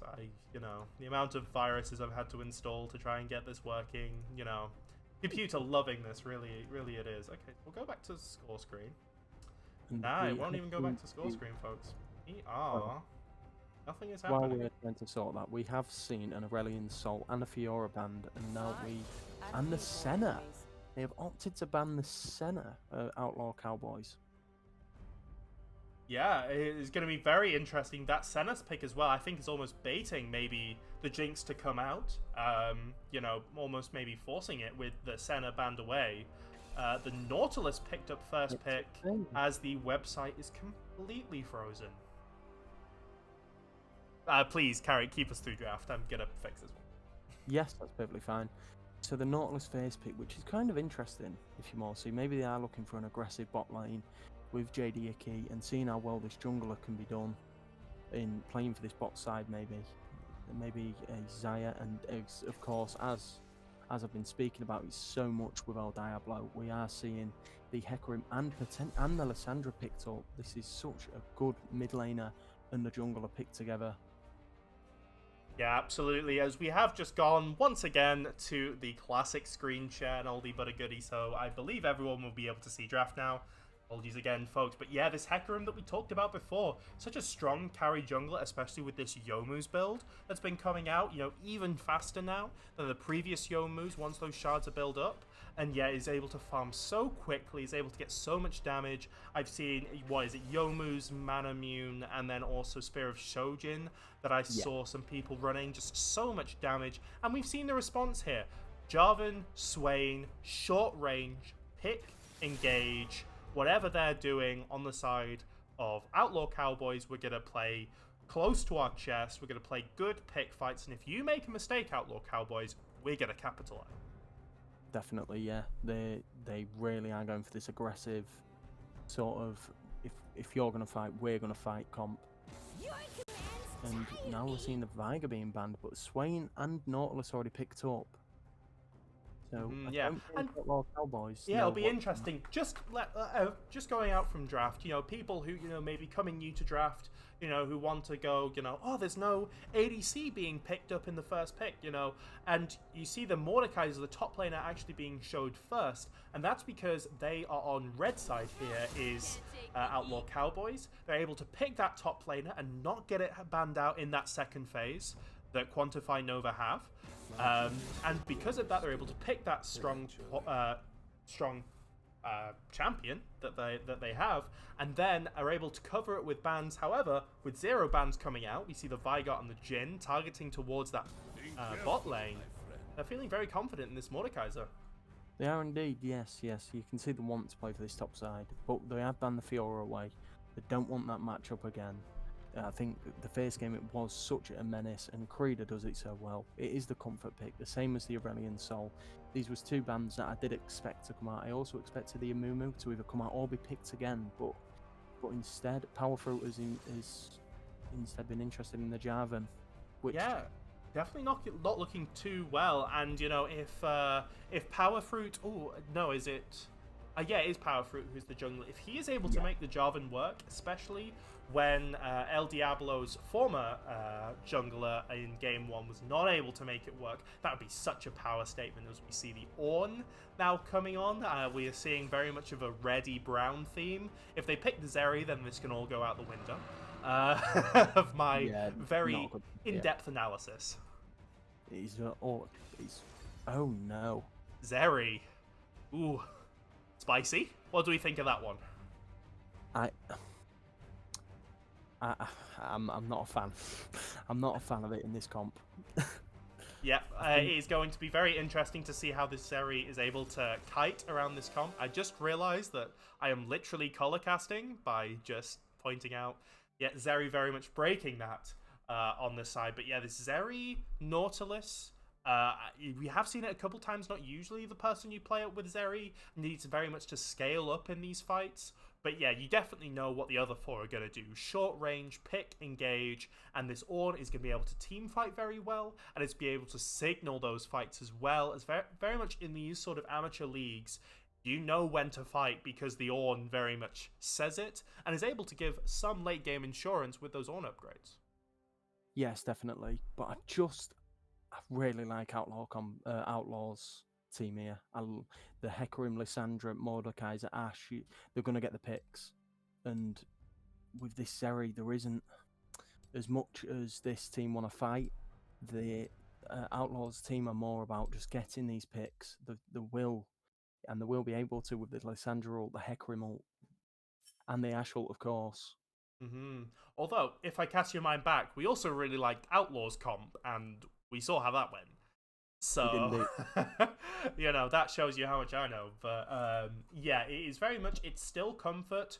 We see Lavender on the Lysandra, which is just such a solid, very much if you're coming to mid lane, I feel like Swain and Lysandra are two very, coming to mid lane like fresh and looking to get into it. Lysandra and Swain are very easily executable and very like, you know what you want to do. It's very much like Annie in that sense. Lysandra is very safe, can build armor if you're struggling against AD assassins or AD mid laners, is able to use that W, that root, if anyone gets too close, is able to just get that distance away. It'll be interesting to see how she pilots this comfort pick of hers. Yes, definitely. And it is a comfort pick. El Diablo is on his main as well. So I think again, if but we like you said before, we have been wrong about favouring a draft. And if Quantify play like they did last game, just the counter ganks just being this aggressive force, then again they could easily come back and win this game. Maybe the Zeri is going to be a huge pick with the ultimate in the fights with the Swain, the Jav, and the Ornn, the Nautilus. Possibly. However, we got to be honest and we got to say it is very much low damage on the side of Quantify Nova. It is very much reliant on this Swain and Zeri popping off, especially when these champions are very damage over time reliant. Zeri's really got to scale up in a fight. Swain as well has got to have that space, and with champions on Outlaw Cowboys side that can deal a lot of damage very quickly, has tremendous lockup. It's going to have to be very early game proactive with this Jarvan. He's got to be very confident against El Diablo, a very strong Diamond 4 TFT jungler. And yeah, I want to see a very active early game. Use this early CC that you've got in this Nautilus, in this Swain, and just snowball the game before El Diablo and this mid-gamey kind of comp from Outlaw Cowboys can really get online. Yeah, definitely. I think it's quite difficult. I think really you've got to really look at who's going to get these picks because again, you've got the Nautilus hook, you've got the Yornal, you've got the Jarvan, you've got the Swain. If either team can get these picks, it could go any way when it comes to this. When it comes to just getting one of these players killed. Again, the other thing on Quantify's side is Quantify do have these frontline tanks for these fights. As Outlaw, really, you've got Hecarim, but again, if he goes the Yomu's build, and there isn't that really tank, again, you've got Lysandra with Lissalt, but they are more looking for these picks than they are to fight. Yeah, absolutely. I mean, we could also think maybe theory crafting here a little bit. But if I think about the players that were really good last game, the ones that really took off, I think, Dr. Valentine on that A-Soul, I think that Fiora that came out on the side of Krita. And look what Outlaw have drafted into that. Lysandra, a very safe mid laner who can't go too far down against Dr. Valentine. And you've got an Ornn that Krita has picked into this Mordekaiser. So you're not going, well, hopefully, again, don't want to cast a curse, he's not going to be able to be too aggressive and not get too many kills. So we see that sort of very passive CC focused top side. And then on the bot side, we have Ashe, Janna, so many slows, so much buffing that we can do on this with the Frost Shot, and again, that Enchanted Crystal Arrow that can be it generates so many good picks. I like this from Outlaw Cowboys. Right, let's sync up. I'm at 37. Yep, I will go back just a little bit. I'm at 40. Okay, I'll just go to 40. All right, I'm at 40. Yep. All right, 3, 2, 1. And yeah, we just saw Lavender there getting a little bit of a pick. Not a little bit of a pick, a little bit of poke. And that's very different things if we're going to be casting. Honestly, it can be very difficult. I know this is your second cast, by the way. Congratulations. I think you've been a really good caster. It's been lovely casting with you. And you've realized how much it takes a toll on your voice, and very much you've got to keep saying something, you've got to respond to the other person. How have you found casting coming into the space? Again, because I've been lucky enough to do it with you both times, it's felt just quite easy for myself. I mean, you make it quite more. It's just straightforward questions, and it's more. I think we're both quite comfortable talking to each other and talking about the game. So I think we've got that sort of just place where we can talk, and it's quite easy for us both at this point now.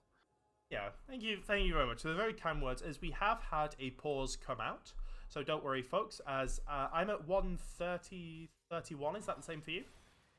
Yes, yeah, 33 now. Oh, okay. I'll just do a quick pause kind of thing. Just keep playing, and we'll see how this goes. Right, and right, there we go. 44.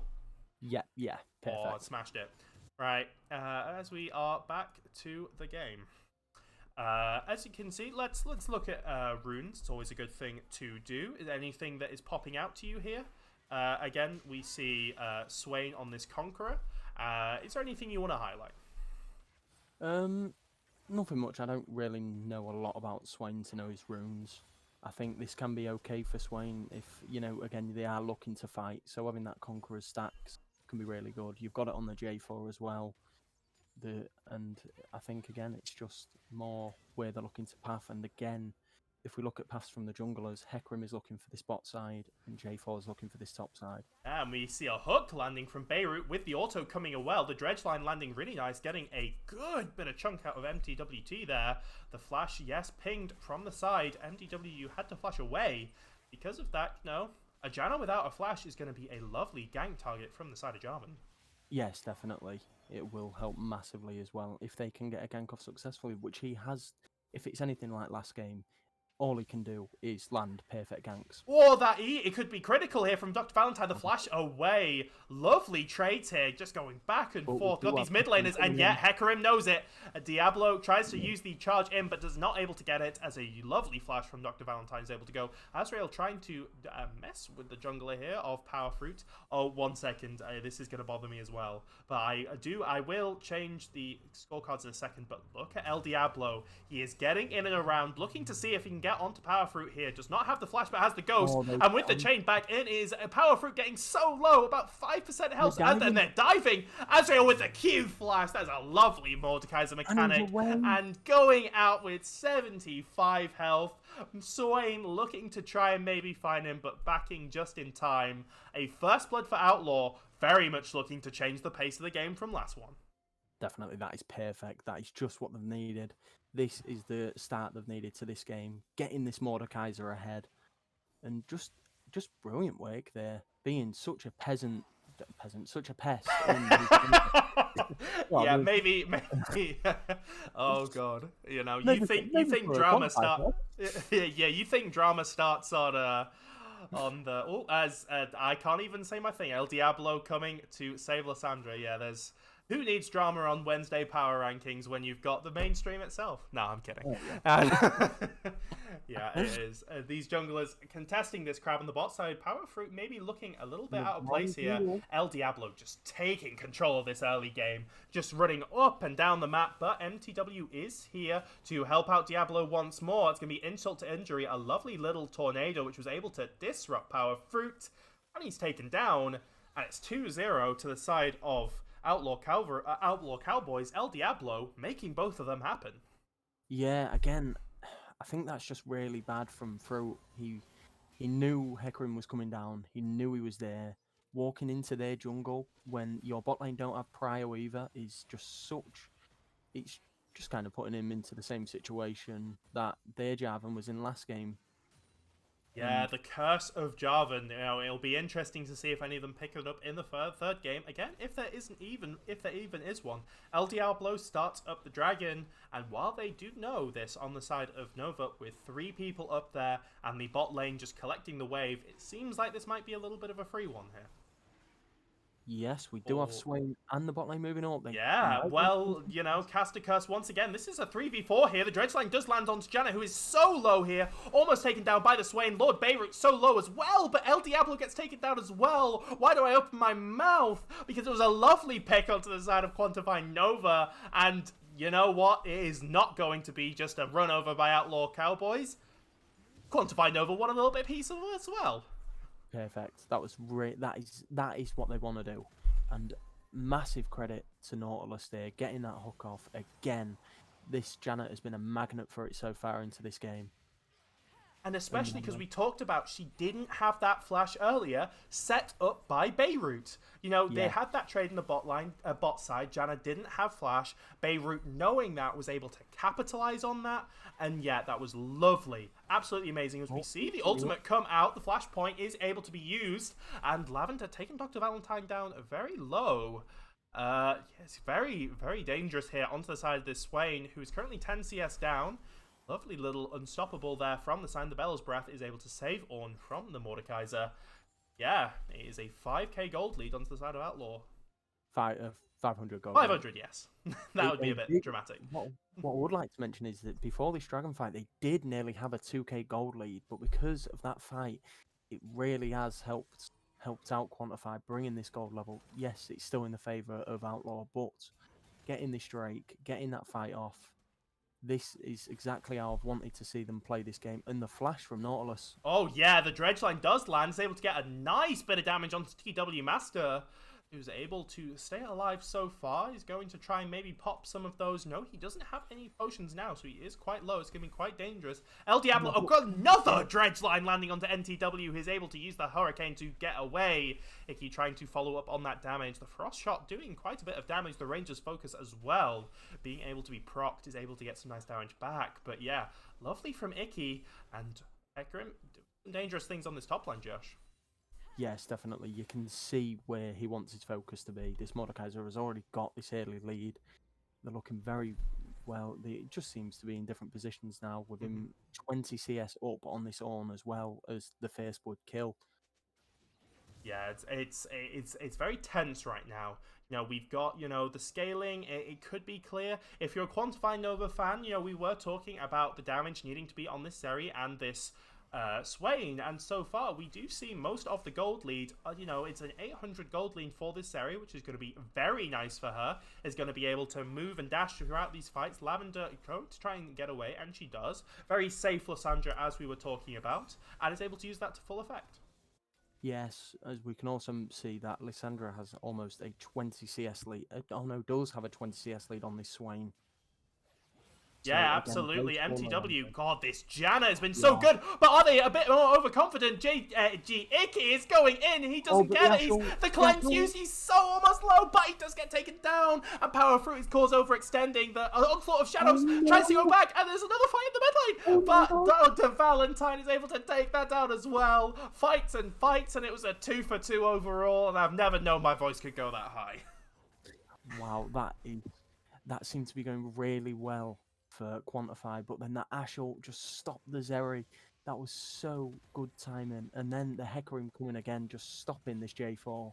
Yeah, it was so good. You saw JDG Icky was feeling himself. He was dashing in with that Zeri over the wall, trying to get some kills. You saw the cleanse and you thought, oh my god, this could actually be a lovely double kill, but just barely had the damage, and TW Master was able to capitalize. If we look at the scores from that, I mean, you see where it's happening. You see El Diablo, this substitution coming in to all 4 kills, 100% kill participation on this Hecarim, who is not going for the Yomus, I might add. I believe that is going to be Divine Sunderer. It is indeed, and this is exactly what I wanted to see. He knows that this team need more of a frontline tank, and that is what he's doing. And Divine will be so big against this Nautilus, against this Jarvan, against this Swain and this Ornn. This is such a good item to go. Even though how strong Yomu's build is, the way this team is looking, this is what you need. Yeah, absolutely. That's a very good call. Divine Sunderer having that tank shred into Ornn, Jarvan, and Nautilus, and the Swain you said as well, who can build a bit of tank, who can build, that magic resist as well. It can be very potent. So yeah, it's a very good call on the build there. I thank you very much for that. As we do see Jarvan now in the spot side, Hecarim on the top side. Yes, definitely. Again, it's more looking for the same thing. They need to get this lead again on Zeri, and it's just Hecarim wanting to abuse these objectives more, like he's going on to this Rift Herald. Yeah, absolutely. Trying to take that up for free. Karina getting quite low. Is having to flash out there. Not wanting to risk any of it. And with that top lane pressure, Hecarim is able to breathe a lot easier, being able to take this Rift Herald and be able to drop it fairly soon, trying to get some more gold lead onto the side of a team, currently 900 gold ahead. It's going to be interesting, not many plates taken down. We've got so much of a tense game. These dredge lines from Beirut coming so well, but TW Master is just too far under his turret. It was a nice try, but nothing comes of it. And yeah, we're still at this stalemate. Yes, definitely. But this could be another Drake secured. But Hecarim is coming down. It will be nice, especially this Ocean Drake and Mountain Soul is going to be lovely to be able to regen and have the damage, but El Diablo is not taking this in peace. They are actually turning on straight onto him. He's about 25k health. He's going to be a Smite Steal. Who's going to get it? And it is the Hecarim who's able to steal it back, and with the Janna heal, it actually might be able to turn. No, he does go down. MWT shot to follow. It is a 4v3. It is a 4v2 right now, and while they are able to get the dragon, they pay in gold and they pay in life. Icky going straight in. He's feeling himself, but the frost shot combined with the slow is able to put Icky back in his place. It's a 2 for 0. Beirut looking for another hook, getting quite a bit of damage. The W almost landing, but no, once all is said and done, Beirut actually getting very low here, maybe going a bit too much. TW Master is able to get one, but he is taken down by Icky. It is a 3 for 1, but a lovely Dragon Steal onto the side of El Diablo.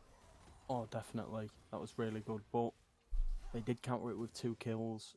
You can take one from the other here. But he did get the Rift Herald as well, so that is a lot of gold. But looking at the gold, it has gone back. Oh, they know power. Yes, it has. But look, Power Fruit is caught out here. He's going to try and use this Power Fruit that has been used, but it is not enough. Hecarim is just too fast. He's dead. And we actually see the Triforce builds another item that could have been built. I was going to say Triforce, but I was like, nah, it's got to be Divine Sunderer. But the Triforce coming about, buffed in 13.10. It's going to be interesting to see how they pilot this and this damage. Oh, we see a ult coming out from Mordekaiser, or maybe in a little bit of trouble here. The passive brought out by Mordekaiser is going to get created low, drop down to 25% as Mordekaiser is so healthy with that shield. It is now taken down straight up. Solo Bolo in the top lane going to Azrael. Yes, that is really, really well done for him. As soon as he was out of turret range, it was just straight ult him. Yeah, and getting revenge back on the top laner that solo bowled him. So it is, a nice little bit of revengeance. Equal scoreline 7-7, and as you saw that Rift Herald being popped, getting that gold both onto Hecarim and this bot lane, and as well these plates being taken on top side, we now see a 1k gold lead now forming. And yeah, it is looking tentatively. Again, you never trust anything I say because it's going to flip in a second. But Outlaw Cowboy eking out a little bit of a lead once again.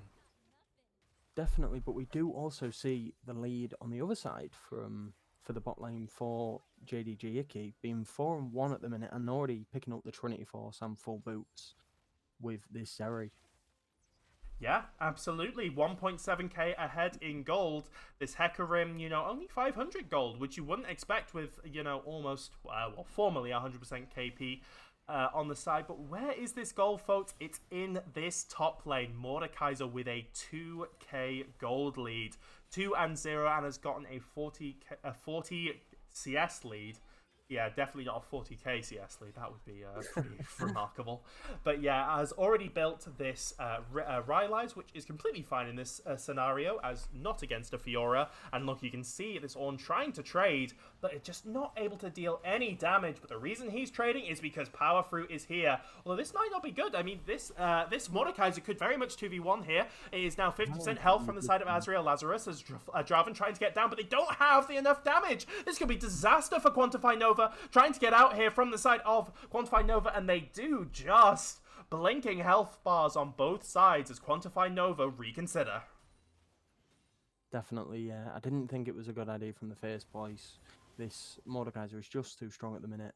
It's just, again, if this Jarvan just needs to focus on this bot side. Like Beirut may be caught out here, having to use the ultimate to try and get in some space, but is not enough. The speed from Hecarim, even without the Yomus, is able to get that kill. But in the top line, it's round 2. The idea is there, but the shield from the Mordekaiser is so good. You said this wasn't a good idea, and that prediction has come to fruition. It's already won from the side of Mordekaiser, who's able to get so much damage. This turret looking to go down as well. Dr. Valentine's here to support, but yes, a lovely series of events from Outlaw Cowboys. 2k ahead, and a lot of tempo.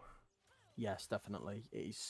This is so bad, really, for Quantify. They really need to find plays, getting this bot line ahead, and not ganking this top line. You just need to let this Ornn farm and just hold this Mordekaiser back from getting any more stronger than he can. Yeah, he's going to be not only so tanky, but dealing so much damage. Again, we can also say that about the Swain. We can also say that about the Sandra. And when there's tankiness, you got to look at the tank killers. We do see El Diablo going in. The ultimate use from Lissandra drops Valentine down. So close to going down. The Shirelia's popped to run away. But it was a nice try. Valentine only blowing a flash. 3 in the mid lane as they turn to the dragon. Yeah, and it should just be secured. I think them even looking to fight this is not really a good idea. Yeah, just so much, gold. I do believe they have spent, but Beirut wants to turn anyway. Lavender is the one gone on first. El Diablo trying to finish down the dragon, so he's not here for the fight. They're turning onto El Diablo, but the onslaught shadow is so good. El Diablo does go down, but Azrael Lazarus coming from the flank, trying to get it. Lord Beirut trying to buy some space. It is now a split fight. It's a 2v2 on the bottom, as now it is Don't Quantify Noah trying to turn in on it. TW Master trying to do his best, is able to take down Nautilus, but he's taken down himself by the Swain, and overall it was a 1v2 on the side of Quantify. Yes, indeed, and Quantify stole the Drake. Oh yeah, they did. Serves what I was thinking about there, but yeah, El Diablo steals one, and now Power Fruit steals back. Great from the side. A lovely a tower on the side of JDG Icky. Not JDG the team. That would be a VL pickup and a half.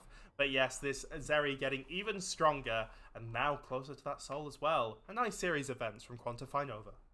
Definitely. Just really, really showing their ability to play for this bot side. And this jungler is doing that perfectly. I think he just needs to keep powering these things through this bot lane to get, and this mid laner. Because Doc is playing, Doc is really, really showing his skills on these champions, being much more stable than his previous weeks. And it's really good to see from him, especially the roaming, moving down when he's needed to. He's playing so much better than what I've seen recently from him. Yeah, honestly, big props to Dr. Valentine. Not only able to get that roam, but we saw those trades against Lavender Lana. So good. Sorry, I keep calling you Lavender. It's just a slightly easy name to say. I do apologize. But yeah, is able to get not only trades, but able to absorb a lot of that pressure. We've seen El Diablo come here so much, and we were worried, especially in this early game, about El Diablo just jungle diffing all over here. But he very much hasn't, as we do see the flag and drag do miss onto El Diablo. But yeah, is able to big props to Dr. Valentine, big props to Power Fruit, and just Quantify Nova in general as they turn to the second Rift Herald. They do indeed. They're there as a 5-man, so if there is going to be but does seem like Outlaw Cowboys are not just going to let They this know go. they're doing this. It's a 5v5. He's getting going down. It is under 5v5. It is a split fight. Onslaught of Shadows does go to isolate Power Fruit. It is Mordekaiser who is able to get into the ult. Lavender trying to get away. He's able to buy some time. On the backside, it's Power Fruit trying to take down 2 by himself. But this isn't going well for Quantified Lova as they have the low health bars. It's a 3v3 right now, but it is JDG and it is Quantify on the run. It is a 3v2. Make that a 3v1 as that split fight goes so well for Outlaw Cowboys. It does indeed. That was huge. Yeah, so good. It was just the damage coming out. Mordekaiser able to isolate that. I believe it was Swain right at the beginning, able to get such a good fight. We had that 1v1 on the top side. Hecarim, is I believe. No, they were not able to get it. Actually goes onto the Nautilus, but the kills and the way that was played, Janna able to disengage the Ashe, who was able to survive all this time, taking out Power Fruit, trying to buy space, but Icky was just not able to get the damage, not at that point right now. 5-1 and 5 is a nice bounty as well, going over to the side of Outlaw Cowboys. As, 4k gold lead. Might be getting a game 3 here. Definitely. Again, there are still ways for Quantified to win this with, like you've said, this 5-1-5 on this bot laner. Being involved in 10 of the 11 kills around this team is so impressive from JD Icky. Again, just showing his skills. He did in the first 2 games that he got to play, and now just doing it again here, being this carry that they could potentially really need this game. Yeah, and being subbed in as well. As apologies if there is some background music. I think there's some sort of carnival going on outside, but who wants to go to a carnival when we can watch League of Legends? So that's what we're gonna be doing. Outlaw Cowboys cleaning up the top side of the camp. Jarvan going to be very happy when they see that one. But yeah, now a 3.5k gold lead. As where do you think this game is now decided? Do you think the Outlaw Cowboys can maybe get some vision and try and go for a Baron, try and press for a team fight, or are you looking more traditional, just try and make up this dragon deficit and look for a fight in the spot side river? I just think it's the team really need to be around this Zeri and Swain. I think the only way Quantified can win this is by getting these bounties.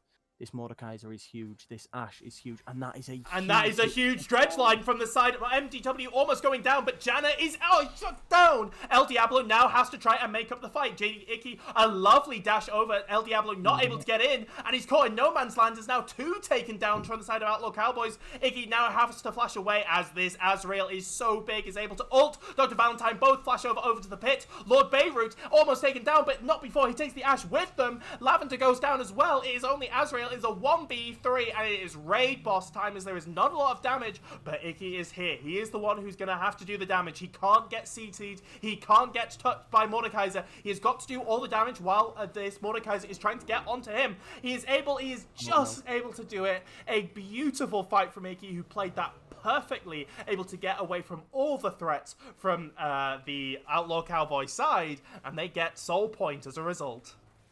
Yes, this is exactly why the Zeri was picked up.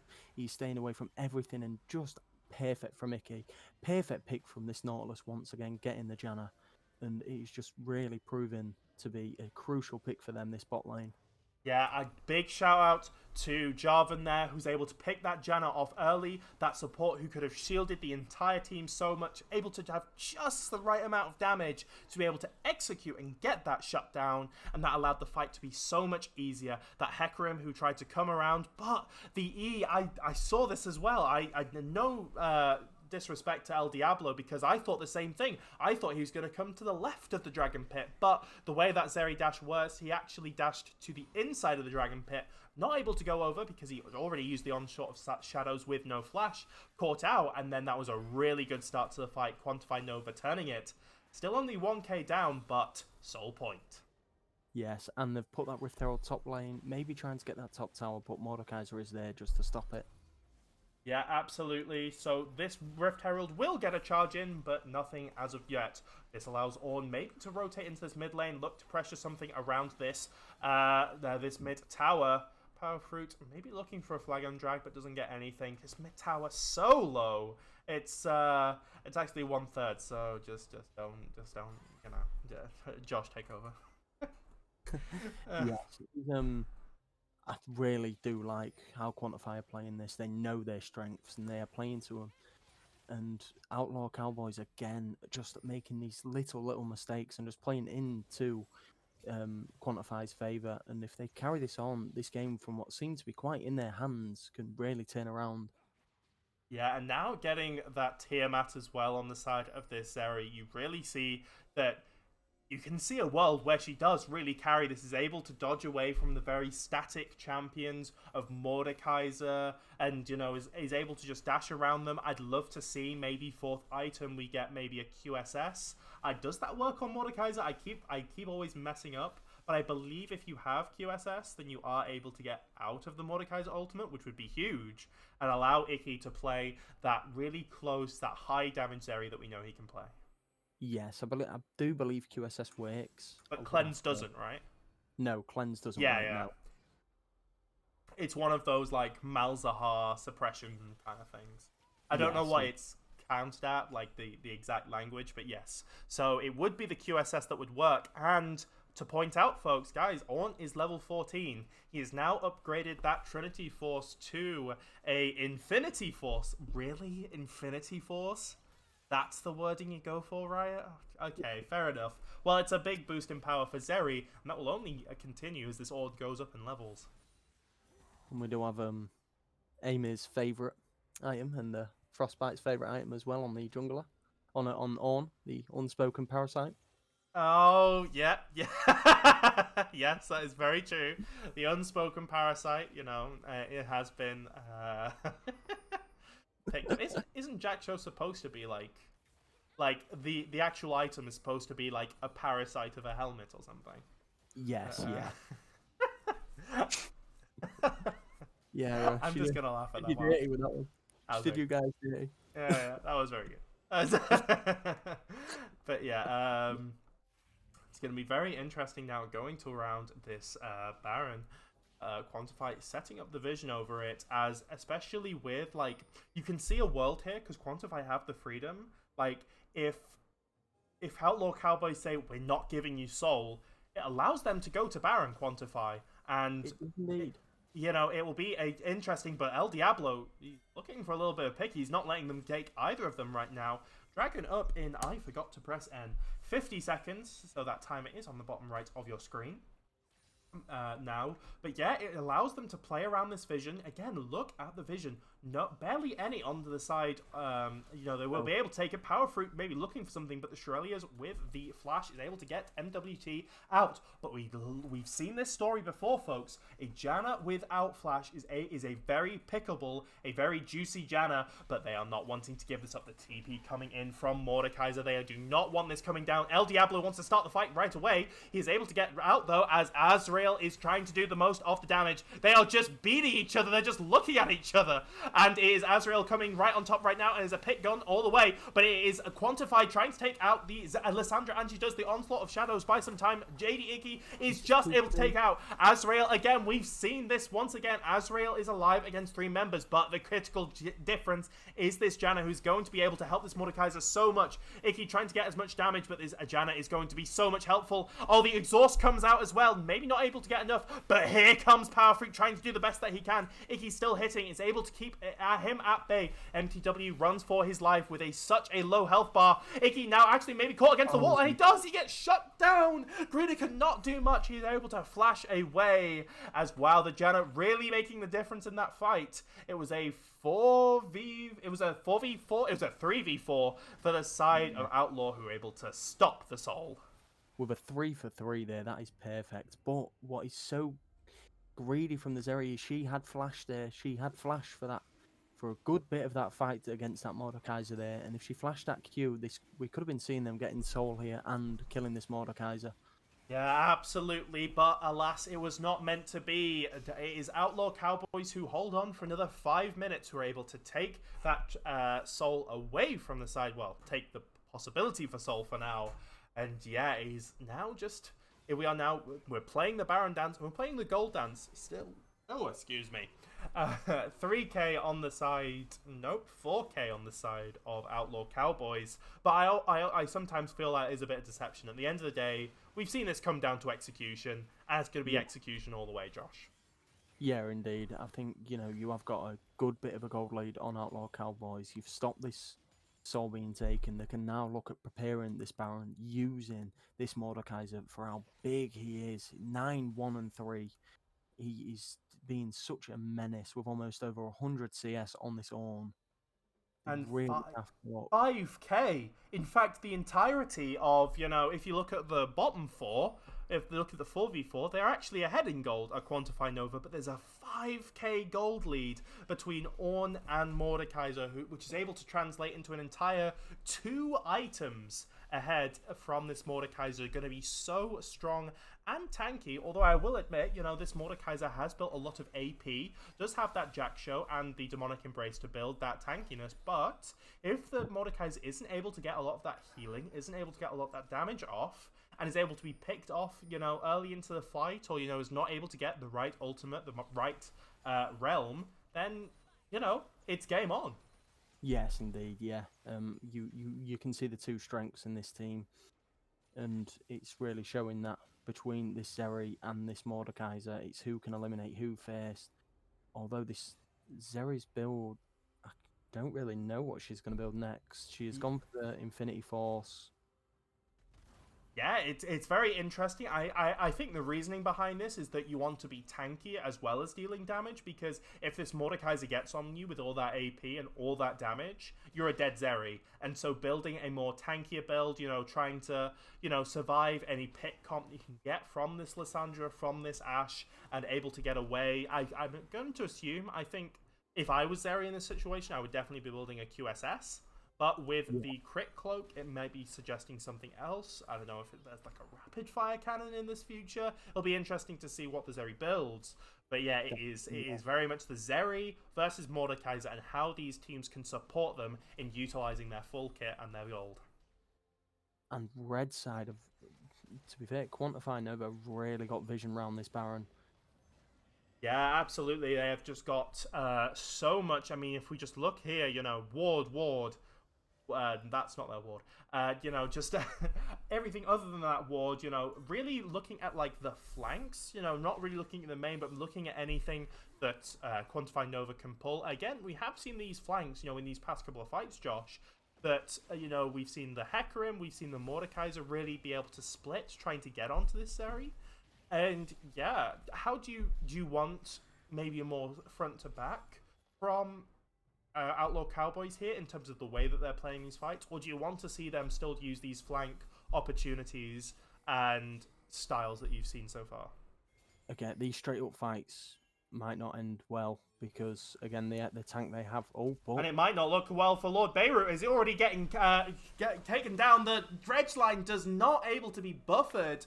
The frost shot is able to just take them down. And with that kill going up, they feel confident enough for the Baron. There's 4 people on there right now, but there is no swaying here. It does have the TP, but there aren't many wards to use it. And with so much control of the vision on the river, it is a free Baron going to the side of Outlaw Cowboys. Definitely, yeah. I think giving that's not a terrible idea. I don't think fighting there is good. I think even the 4v5, they're not in the strongest position with how strong this Mordekaiser is. Yeah, and you know what that means? That tempo that they get off the Baron might be able to secure them this third dragon. We might see a soul off here as well. We're going to see the 6th dragon so far. We see Power of Fruit just patrolling the area, trying to make sure there might not be any wards. Maybe we've seen Jarvan steal over and over again in competitive, in professional play. Can he do it once again? The Janna certainly knows. Looking for that ward over the side and trying to get so much control. Real respect on Outlaw Cowboys here, not only playing really well, but making sure to get that space and vision on the side. And look, Lord Beirut has to come in. We've seen him being picked once before. That's how the dragon went away. Yes. What do you think, Josh? What do you think about this setup?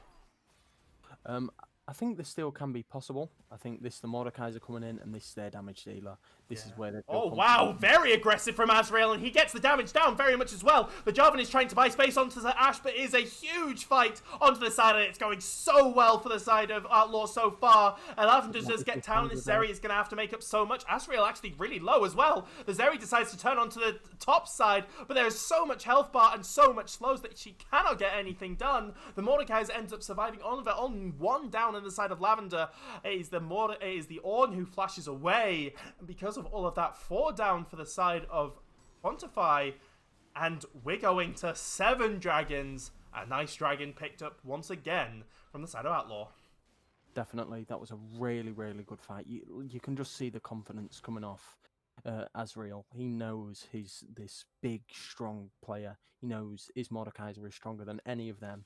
Walking into him, he's got the Lysandra getting the flank onto the Zeri, doing so much damage, even though she got picked off. That really helped. It really helped Outlaw Cowboys win the fight, knowing that the Zeri wasn't involved in any of it until the end, where Ashe and Janna just picked her off.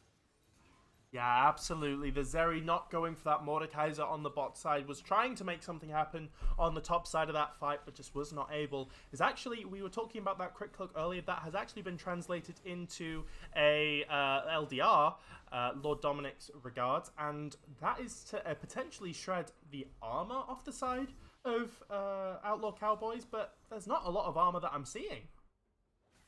No, there isn't much at all. I mean, there is, you know, the stopwatch, the hourglass that have been built both on the Lysandra and the Mordekaiser, but there's no huge tank here. The Zeri is going to be able to deal a lot of damage, but she is sacrificing that for safety. There is not a lot here. She has got to come up so big in these fights, especially not with Cleanse coming in for another 40 seconds or so.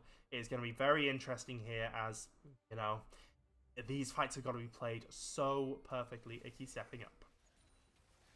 Yes, I think, again, it's just this Zeri being in the right positions, like there was earlier when there was winning fights, getting her in the right position, letting her kill the carries, then focusing on to this Mordekaiser, because you are going to need every member you can. Level 18 now. Yeah, as wow, what a flank. El Diablo was waiting there for so long. Krita trying to get out. He's a very tanky boy, but not when you've got the 2 most powerful members here, Anna Janna as well, beating on the side. Oh my god, Zeri trying to do as much, but she got caught. She got caught by the Mordekaiser, who's going down to 40% health. This Mordekaiser really wants Zeri, as we are seeing so much fighting, but Azrael can't get onto her. Azrael's getting so low here. It's Dr. Valentine making mayhem in the top side. Azrael's so low as 3 dead onto the side of Outlaw Cowboys, as they want more. The Flag and Drag coming in is able to almost take down Azrael. The shield coming in. TW Master falls as the ADC is shut down by the opposing ADC. Azrael's so low. Oh my god, Power Fruit's going down. He thought that the fight was over, as it is over now, as it is a triple kill for the side of Zeri. Very, very well played, but it was not without great cost. It is now Quantify Nova coming back from like a 7k gold lead, and they're pushing down mid lane. This is absolutely huge. This game seems to be going back and forth. This is exactly how I've wanted these games to be. Both teams are showing their strengths, showing their ability. Neither team are giving up. We are going to see more and more fights just like this throughout the full series. Yeah, absolutely. Just an absolute glorious game to watch. Who says that we hype up fights, you know, hype up matches, because this has been an absolute blast to watch. These teams both wanting to get that game on the board, because remember, there are 3 teams leaving us at the end of this playoff, so they both want to rack up those wins right now so that they don't get eliminated. You know, these teams on the lower end, you know, the Frostbite Mystics, 50-50, Quantify Force, you know, these are teams that are very much guaranteed to get through, and so that doesn't leave a lot much more space, especially when you consider these other teams, and both of these teams really wanting to prove that they deserve that spot.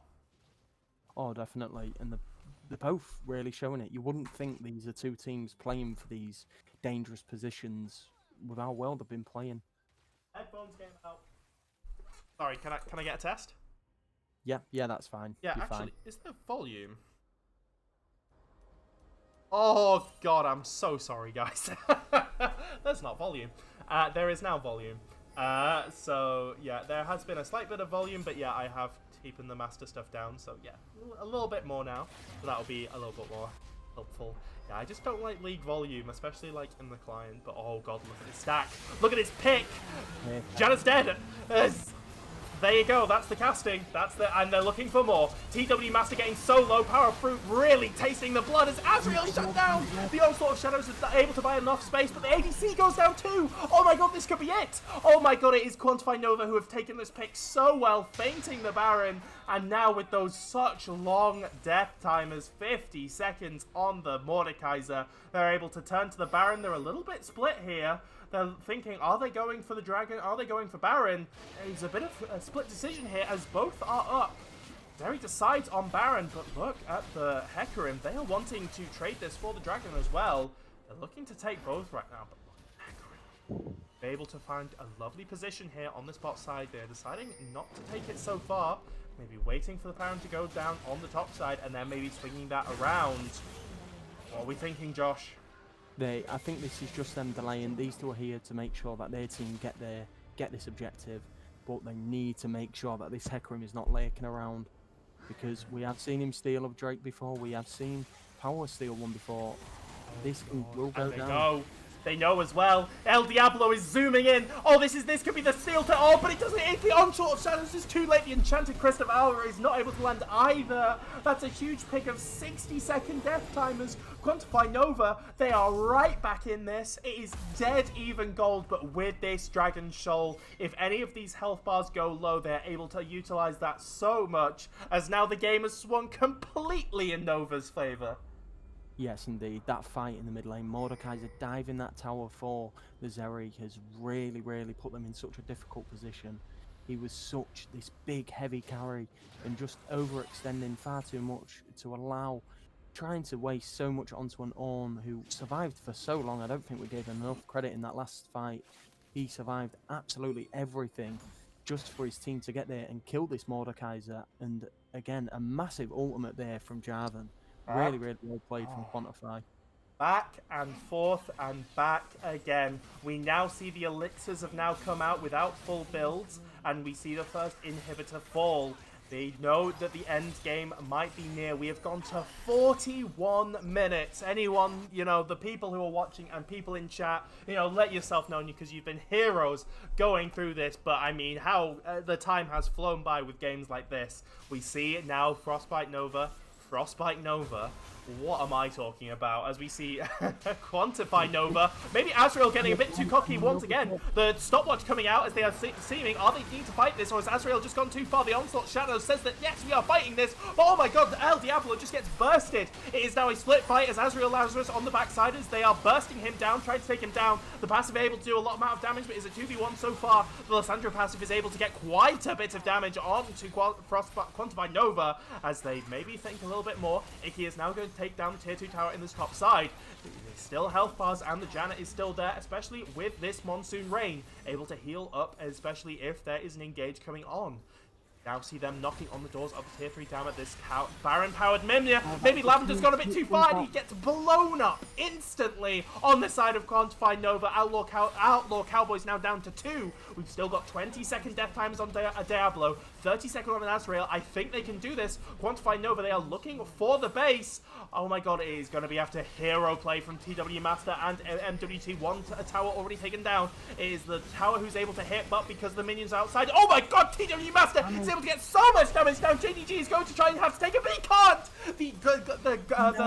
The thing has been popped, and JDG is going to have to make a hero play, but he can't. The Onslaught of Shadows is able to take him down, not able to take him down. Janna, that was amazing. Bloody fight. But oh my god, Mordekaiser's TPing bot lane. Josh, oh my god, is this a disaster? This could indeed. The overgreed there, taking tower hits, diving them without waiting for a wave. This could really put Quantify Nova into a difficult position and potentially lose them this game. No, it's 40 seconds on the side of Zeri, but other timers are lower. It is a double inhib down. It is an exposed Nexus with this double TP on mid and bot, but Mordekaiser wants to open up an opportunity for themselves, who's taken down so much damage on these objectives. And oh my god, this has just been so back and forth. They had the win, but they didn't focus on the Ashe, who was able to get so much damage with this build that we've just not talked about. This Runan's Hurricane. It is Runan's Hurricane, right? Wait, hang on. Ginsu's Rage Blades, I'm an idiot. It is, getting to get so much damage down and just shredded through those health bars that I've not really seen an Ashe do. And now, it's an open game. Yes, indeed. Again, you're taking two towers on, as well as an Ashe, a Janna, a Lissandra. This is too much damage to be able to hang on, and Ashe just absolutely. Both these AD carries so much credit for him now in this late game, with this Ashe 12 kills and 6 deaths, really being this maybe a carry from what we've seen. Is what we've really pointed as being Mordekaiser and Zeri. This Ashe has really been a sneaky pick for him. Yeah, TW Master, very much a sleeper pick in the series. He's really tried and he's pulled it off certainly there. But with we can calm down a little bit and see that the map very much is still now in Quantify's favour. Is only able to push one foot down. Azriel trying to get the damage down, is uses the stopwatch to be able to get more damage. This Ashe now being got away, as able to try and get some damage down. There are actually quite a few headlines. The Onslaught of Shadows goes in, but Icky's still hitting. Icky's still free on the backline. Is one kill down already as the Hecarim is taken down. Lavender also caught out where it should be. The stopwatch second again. But oh my god, the health bars. Can JDG take this? Already down to 50% health. Oh my god, TW Master is turning this. Oh my god, he's not too little health bars. The resurrect will come in, but it does not too late. This Ashe has now carried 2 fights now as it goes the side of Cowboys. Again, it's just they cannot get onto him. Their front line, when you've got a Hecarim running at you, you've got Alessandro, you have Mordekaiser, they cannot get onto this Ashe. Yeah, I know. Oh my god, it's 20 seconds to Baron, 40 seconds to Elder. Whoever takes Elder, I'm going to call this now, whoever takes Elder wins this game. But if they prioritize too much Elder, again, we've got an exposed Nexus. If Outlaw Cowboys push too far and try and look for an objective, you've got a TP that is very much coming in. You've got these super minions that are able to get closer, both TPs up. You've got to be so careful. The macro decisions now have got to be so on point for Outlaw Cowboys, Josh. Yes, indeed. I think maybe a sneaky way for them to win this is letting their opponents start this Rift Herald, putting Nautilus, Zeri, and J4 onto this, making them think that they're there. And as soon as they see all 5 members, sending Swain and oh no, because Orna's just used his TP into the jungle. So they will be looking for this objective. He did, and Creed are actually playing very up. Is maybe even having to start this fight. Ashe is looking very clear and he's able to hit, but so is JDG. He's able to take down Janna almost straight, instantly, but the onslaught is very good as Icky is trying to run for her life. It is ADC on ADC as Zeri is able to get down, but with this ADC, it is now not enough, and it's the Mordekaiser who is able to get so much down. Can the Ashe be taken down? No, it cannot. The Ashe is doing so much damage and is just able to survive. JDG trying to do the best as Azriel's now taken down. The Zeri is still alive, and oh, the Zeri W is able to pick up Ashe, and now they are swarming around her. Is she able to take it down? Yes, they is. And now because the Lissandra was cleaning up minions, making sure that it is now 3 members of Quantify Nova in one of their most explosive, in the best game I have cast in VL, has taken down the underdog in a 2-0 47-minute banger. Can Lissandra hang on? No, it gets picked and gets taken down. Hats off. Take a bow, Quantify Nova, who have just taken down Outlaw. Absolutely perfect there. I really was surprised that Outlaw Cowboys fought there, knowing Lissandra didn't have TP. She was still in the base, clearing the minions. They were so worried about this TP backdoor, and instead they tried facing a 4v5 when their main strong point was this sneaky Lissandra stopping Zeri, stopping J4, getting onto this Ashe, and without her there, it just crumbled for them.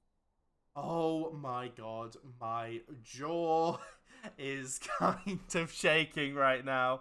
But wow, that was just incredible.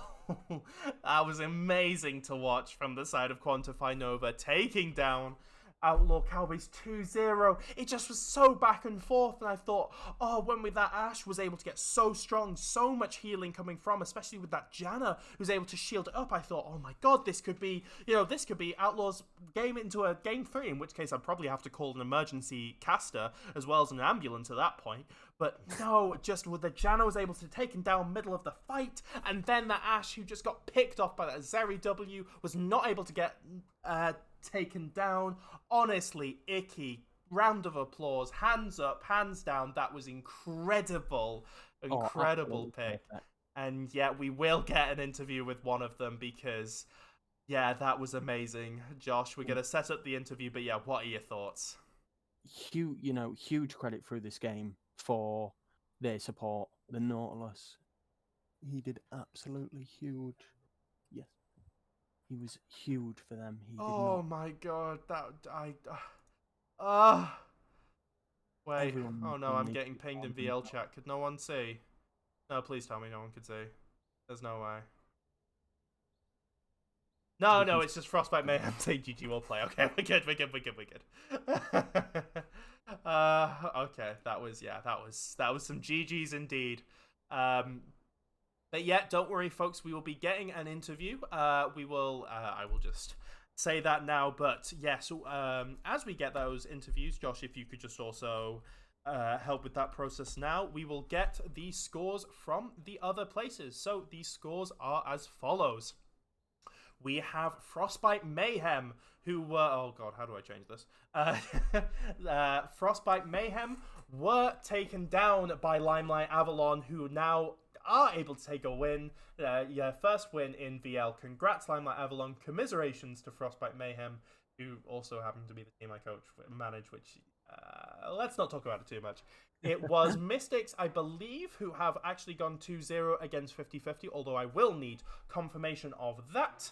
And then Yes, also, and then, oh my god, if you want to tune over to It's Forks' team on twitch.tv, it is a 1-1 for the side of Quantify Force and a Blaze Academy, who were able to take Game 1 against Force. It's going to be very interesting Game 3, but if you want to stick around and talk about the what was going on in the heads of Quantify Nova, an insane game from them, stick around, as we will go to a little bit of a break, but when we're back, it'll be an interview with Quantify Nova after an amazing. Oh, I think it's in the waiting room. Amazing. Oh, well, then no break for us. There's no break here on the side of... on the side of the casters. Oh my god, Mr. Diabetic, I'm kind of catching my breath right now. Please just give us your IGN. Sorry, what was your name in the who? I was Creeder66. Oh yes, having you were fun. the Orn and the Fiora. Oh Yeah. my god, what a game to your first win in VL. Terrific performance. You must be ecstatic. Oh, yeah, that game 2 could have literally gone anywhere. It was basically, we protect the Zeri, they protect the Ashe. Whoever comes out on top is literally winning it. Yeah, absolutely. But, just yeah. I'm as stunned as you are. It was, especially as you were up against a stronger team. You had such a rough week 1 and 2 against some of the stronger teams in the first week. How did you prepare against Outlaw Cowboys, and especially that Fiora pick? What was going through your mind as a team? So, well, as everyone probably saw, there was lots of bans in that first game. But no, it was just pick what we know that we're comfortable with, what can synergize well, and then first game went well, then second game less well. Yeah.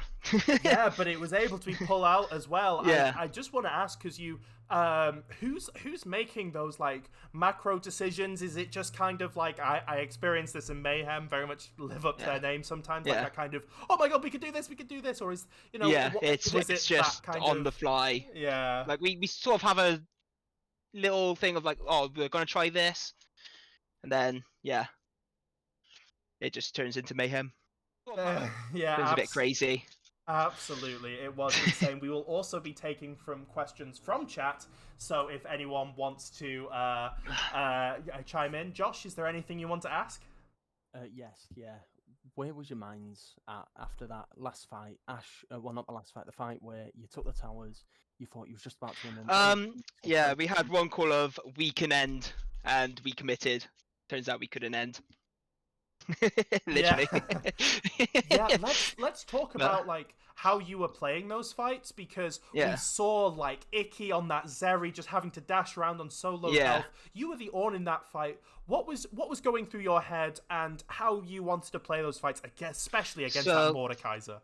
Yeah, so basically it was just protect the Zeri. It was whoever was coming near has to get CC'd for Zeri just to put out the damage.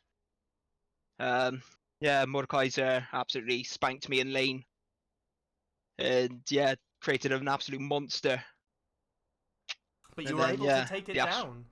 Yeah. Especially you survived so long in those fights, were able to buy Yeah. like a lot of space. Like I know you're probably still in this, so thinking about this is I just want to ask, like, what does this mean to team? You've been scrimming, things around the teams could be going differently, but getting that first win and cementing it, what does that mean? Oh, it's huge for us as our team. Like, well, as you said, we've played probably 2 of the 3 strongest teams in our first 2 weeks, and now we've come up against teams around us, and we've just come out on top, and it's just a huge relief now. You know what? I would just see where we can take us. Where was Valentine's mindset out after such an unfortunate week 1 and 2 from him to this week? The change from his But he's always been positive with it.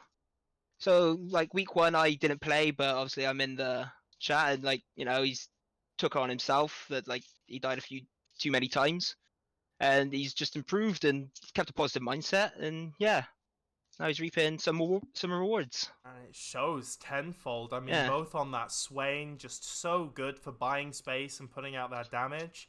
And oh my god, I'm so happy for you. Honestly, commiserations to Outlaw Cowboys. I mean, I can hear your breathing. They definitely gave you a good run. Yep, absolutely they have. Maybe last question I'd like to ask, because you had Forks in that first game and then you had Icky in that second game. How did that change the dynamic in the team in sort of, instead of the champions, like how you were communicating and playing as a team? Well, there wasn't really that much difference, really. It was they've got 2 different play styles, but we accommodate for them. And honestly, I'm speechless. That was an amazing. Honestly, I think that was the best game I've ever cast. I mean, Josh, I probably think you'd say the same. Oh, definitely. I think series just gave us really chills. Game 1, you had so much in control. We'll have massive credit to him. Game 1, just being that counter gank perfect to Mumu jungler. He was everywhere. It was more the same. He was Yeah. trying. I think he overtried at early game. Yeah. It cost him. But then when it came to late game, just the damage did his job. was great. Just well done to yourself. The Fiora was brilliant. Yeah, thanks. I think we got to end it on there because that was just. Congrats, and I cannot wait to see what Frostbite Nova. I'm so sorry I said that in cast as well. That's a shame. I'm gonna get crucified, but it is Quantify Nova, and well, we're gonna remember your name from now onwards. Congrats, man, you did great. Cheers, thanks, guys. Yeah, no worries. Well done, see ya. Congratulations. See ya. Yep.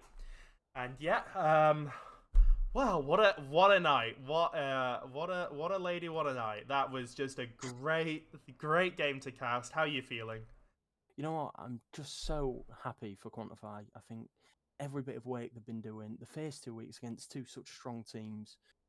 And that game, just watching that game, it was back and forth. It was a perfect game to see on stream. It's perfect for the viewers, and for us, it really put us into such a situation to where we had to be ready for anything to happen, and we see everything happen. This game brought dragon steals, brought top side being fed, bot side being fed, their bot side, our bot side.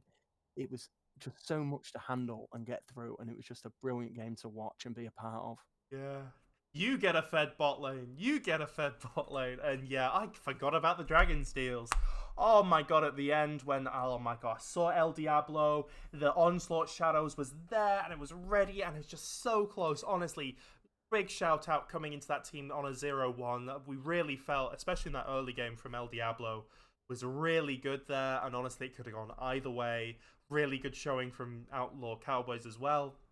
You should, definitely hold your heads up high, even in that loss. Yeah, definitely. You see a 2-0 scoreline, Josh, and you assume something, but it definitely didn't feel that way. No, definitely not. I think the first game they had a few issues, but second game, you've got nothing to be disappointed at, either team.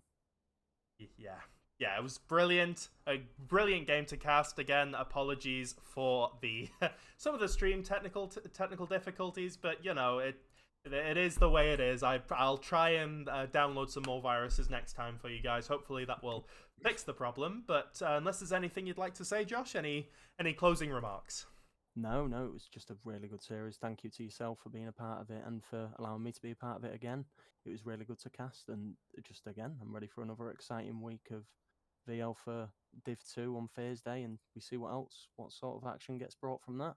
Absolutely. And remember, folks, if you want to see more VL content before next Monday, it is Rock EU West at twitch.tv, and you'll be able to see more content as you get to the power rankings. And there's always, a lot of analysis, memes, and not the slight little bit of controversy and drama. So Wednesday at twitch.tv/RockEUWest at around 5 p.m. Also, please, if someone wants to put the link into the Valent League chat, if you've enjoyed this show, I certainly have, you're more than welcome to look at VL. There are always people looking for teams and scrims. It is a very lovely community. But that is it from me, Penumbral Samurai, and that is it for Elise, Spider, in Josh. It has been thank you very much. It has been a lovely series, and yeah, we'll see you when we see you next. Thank you very much. Thank you, guys.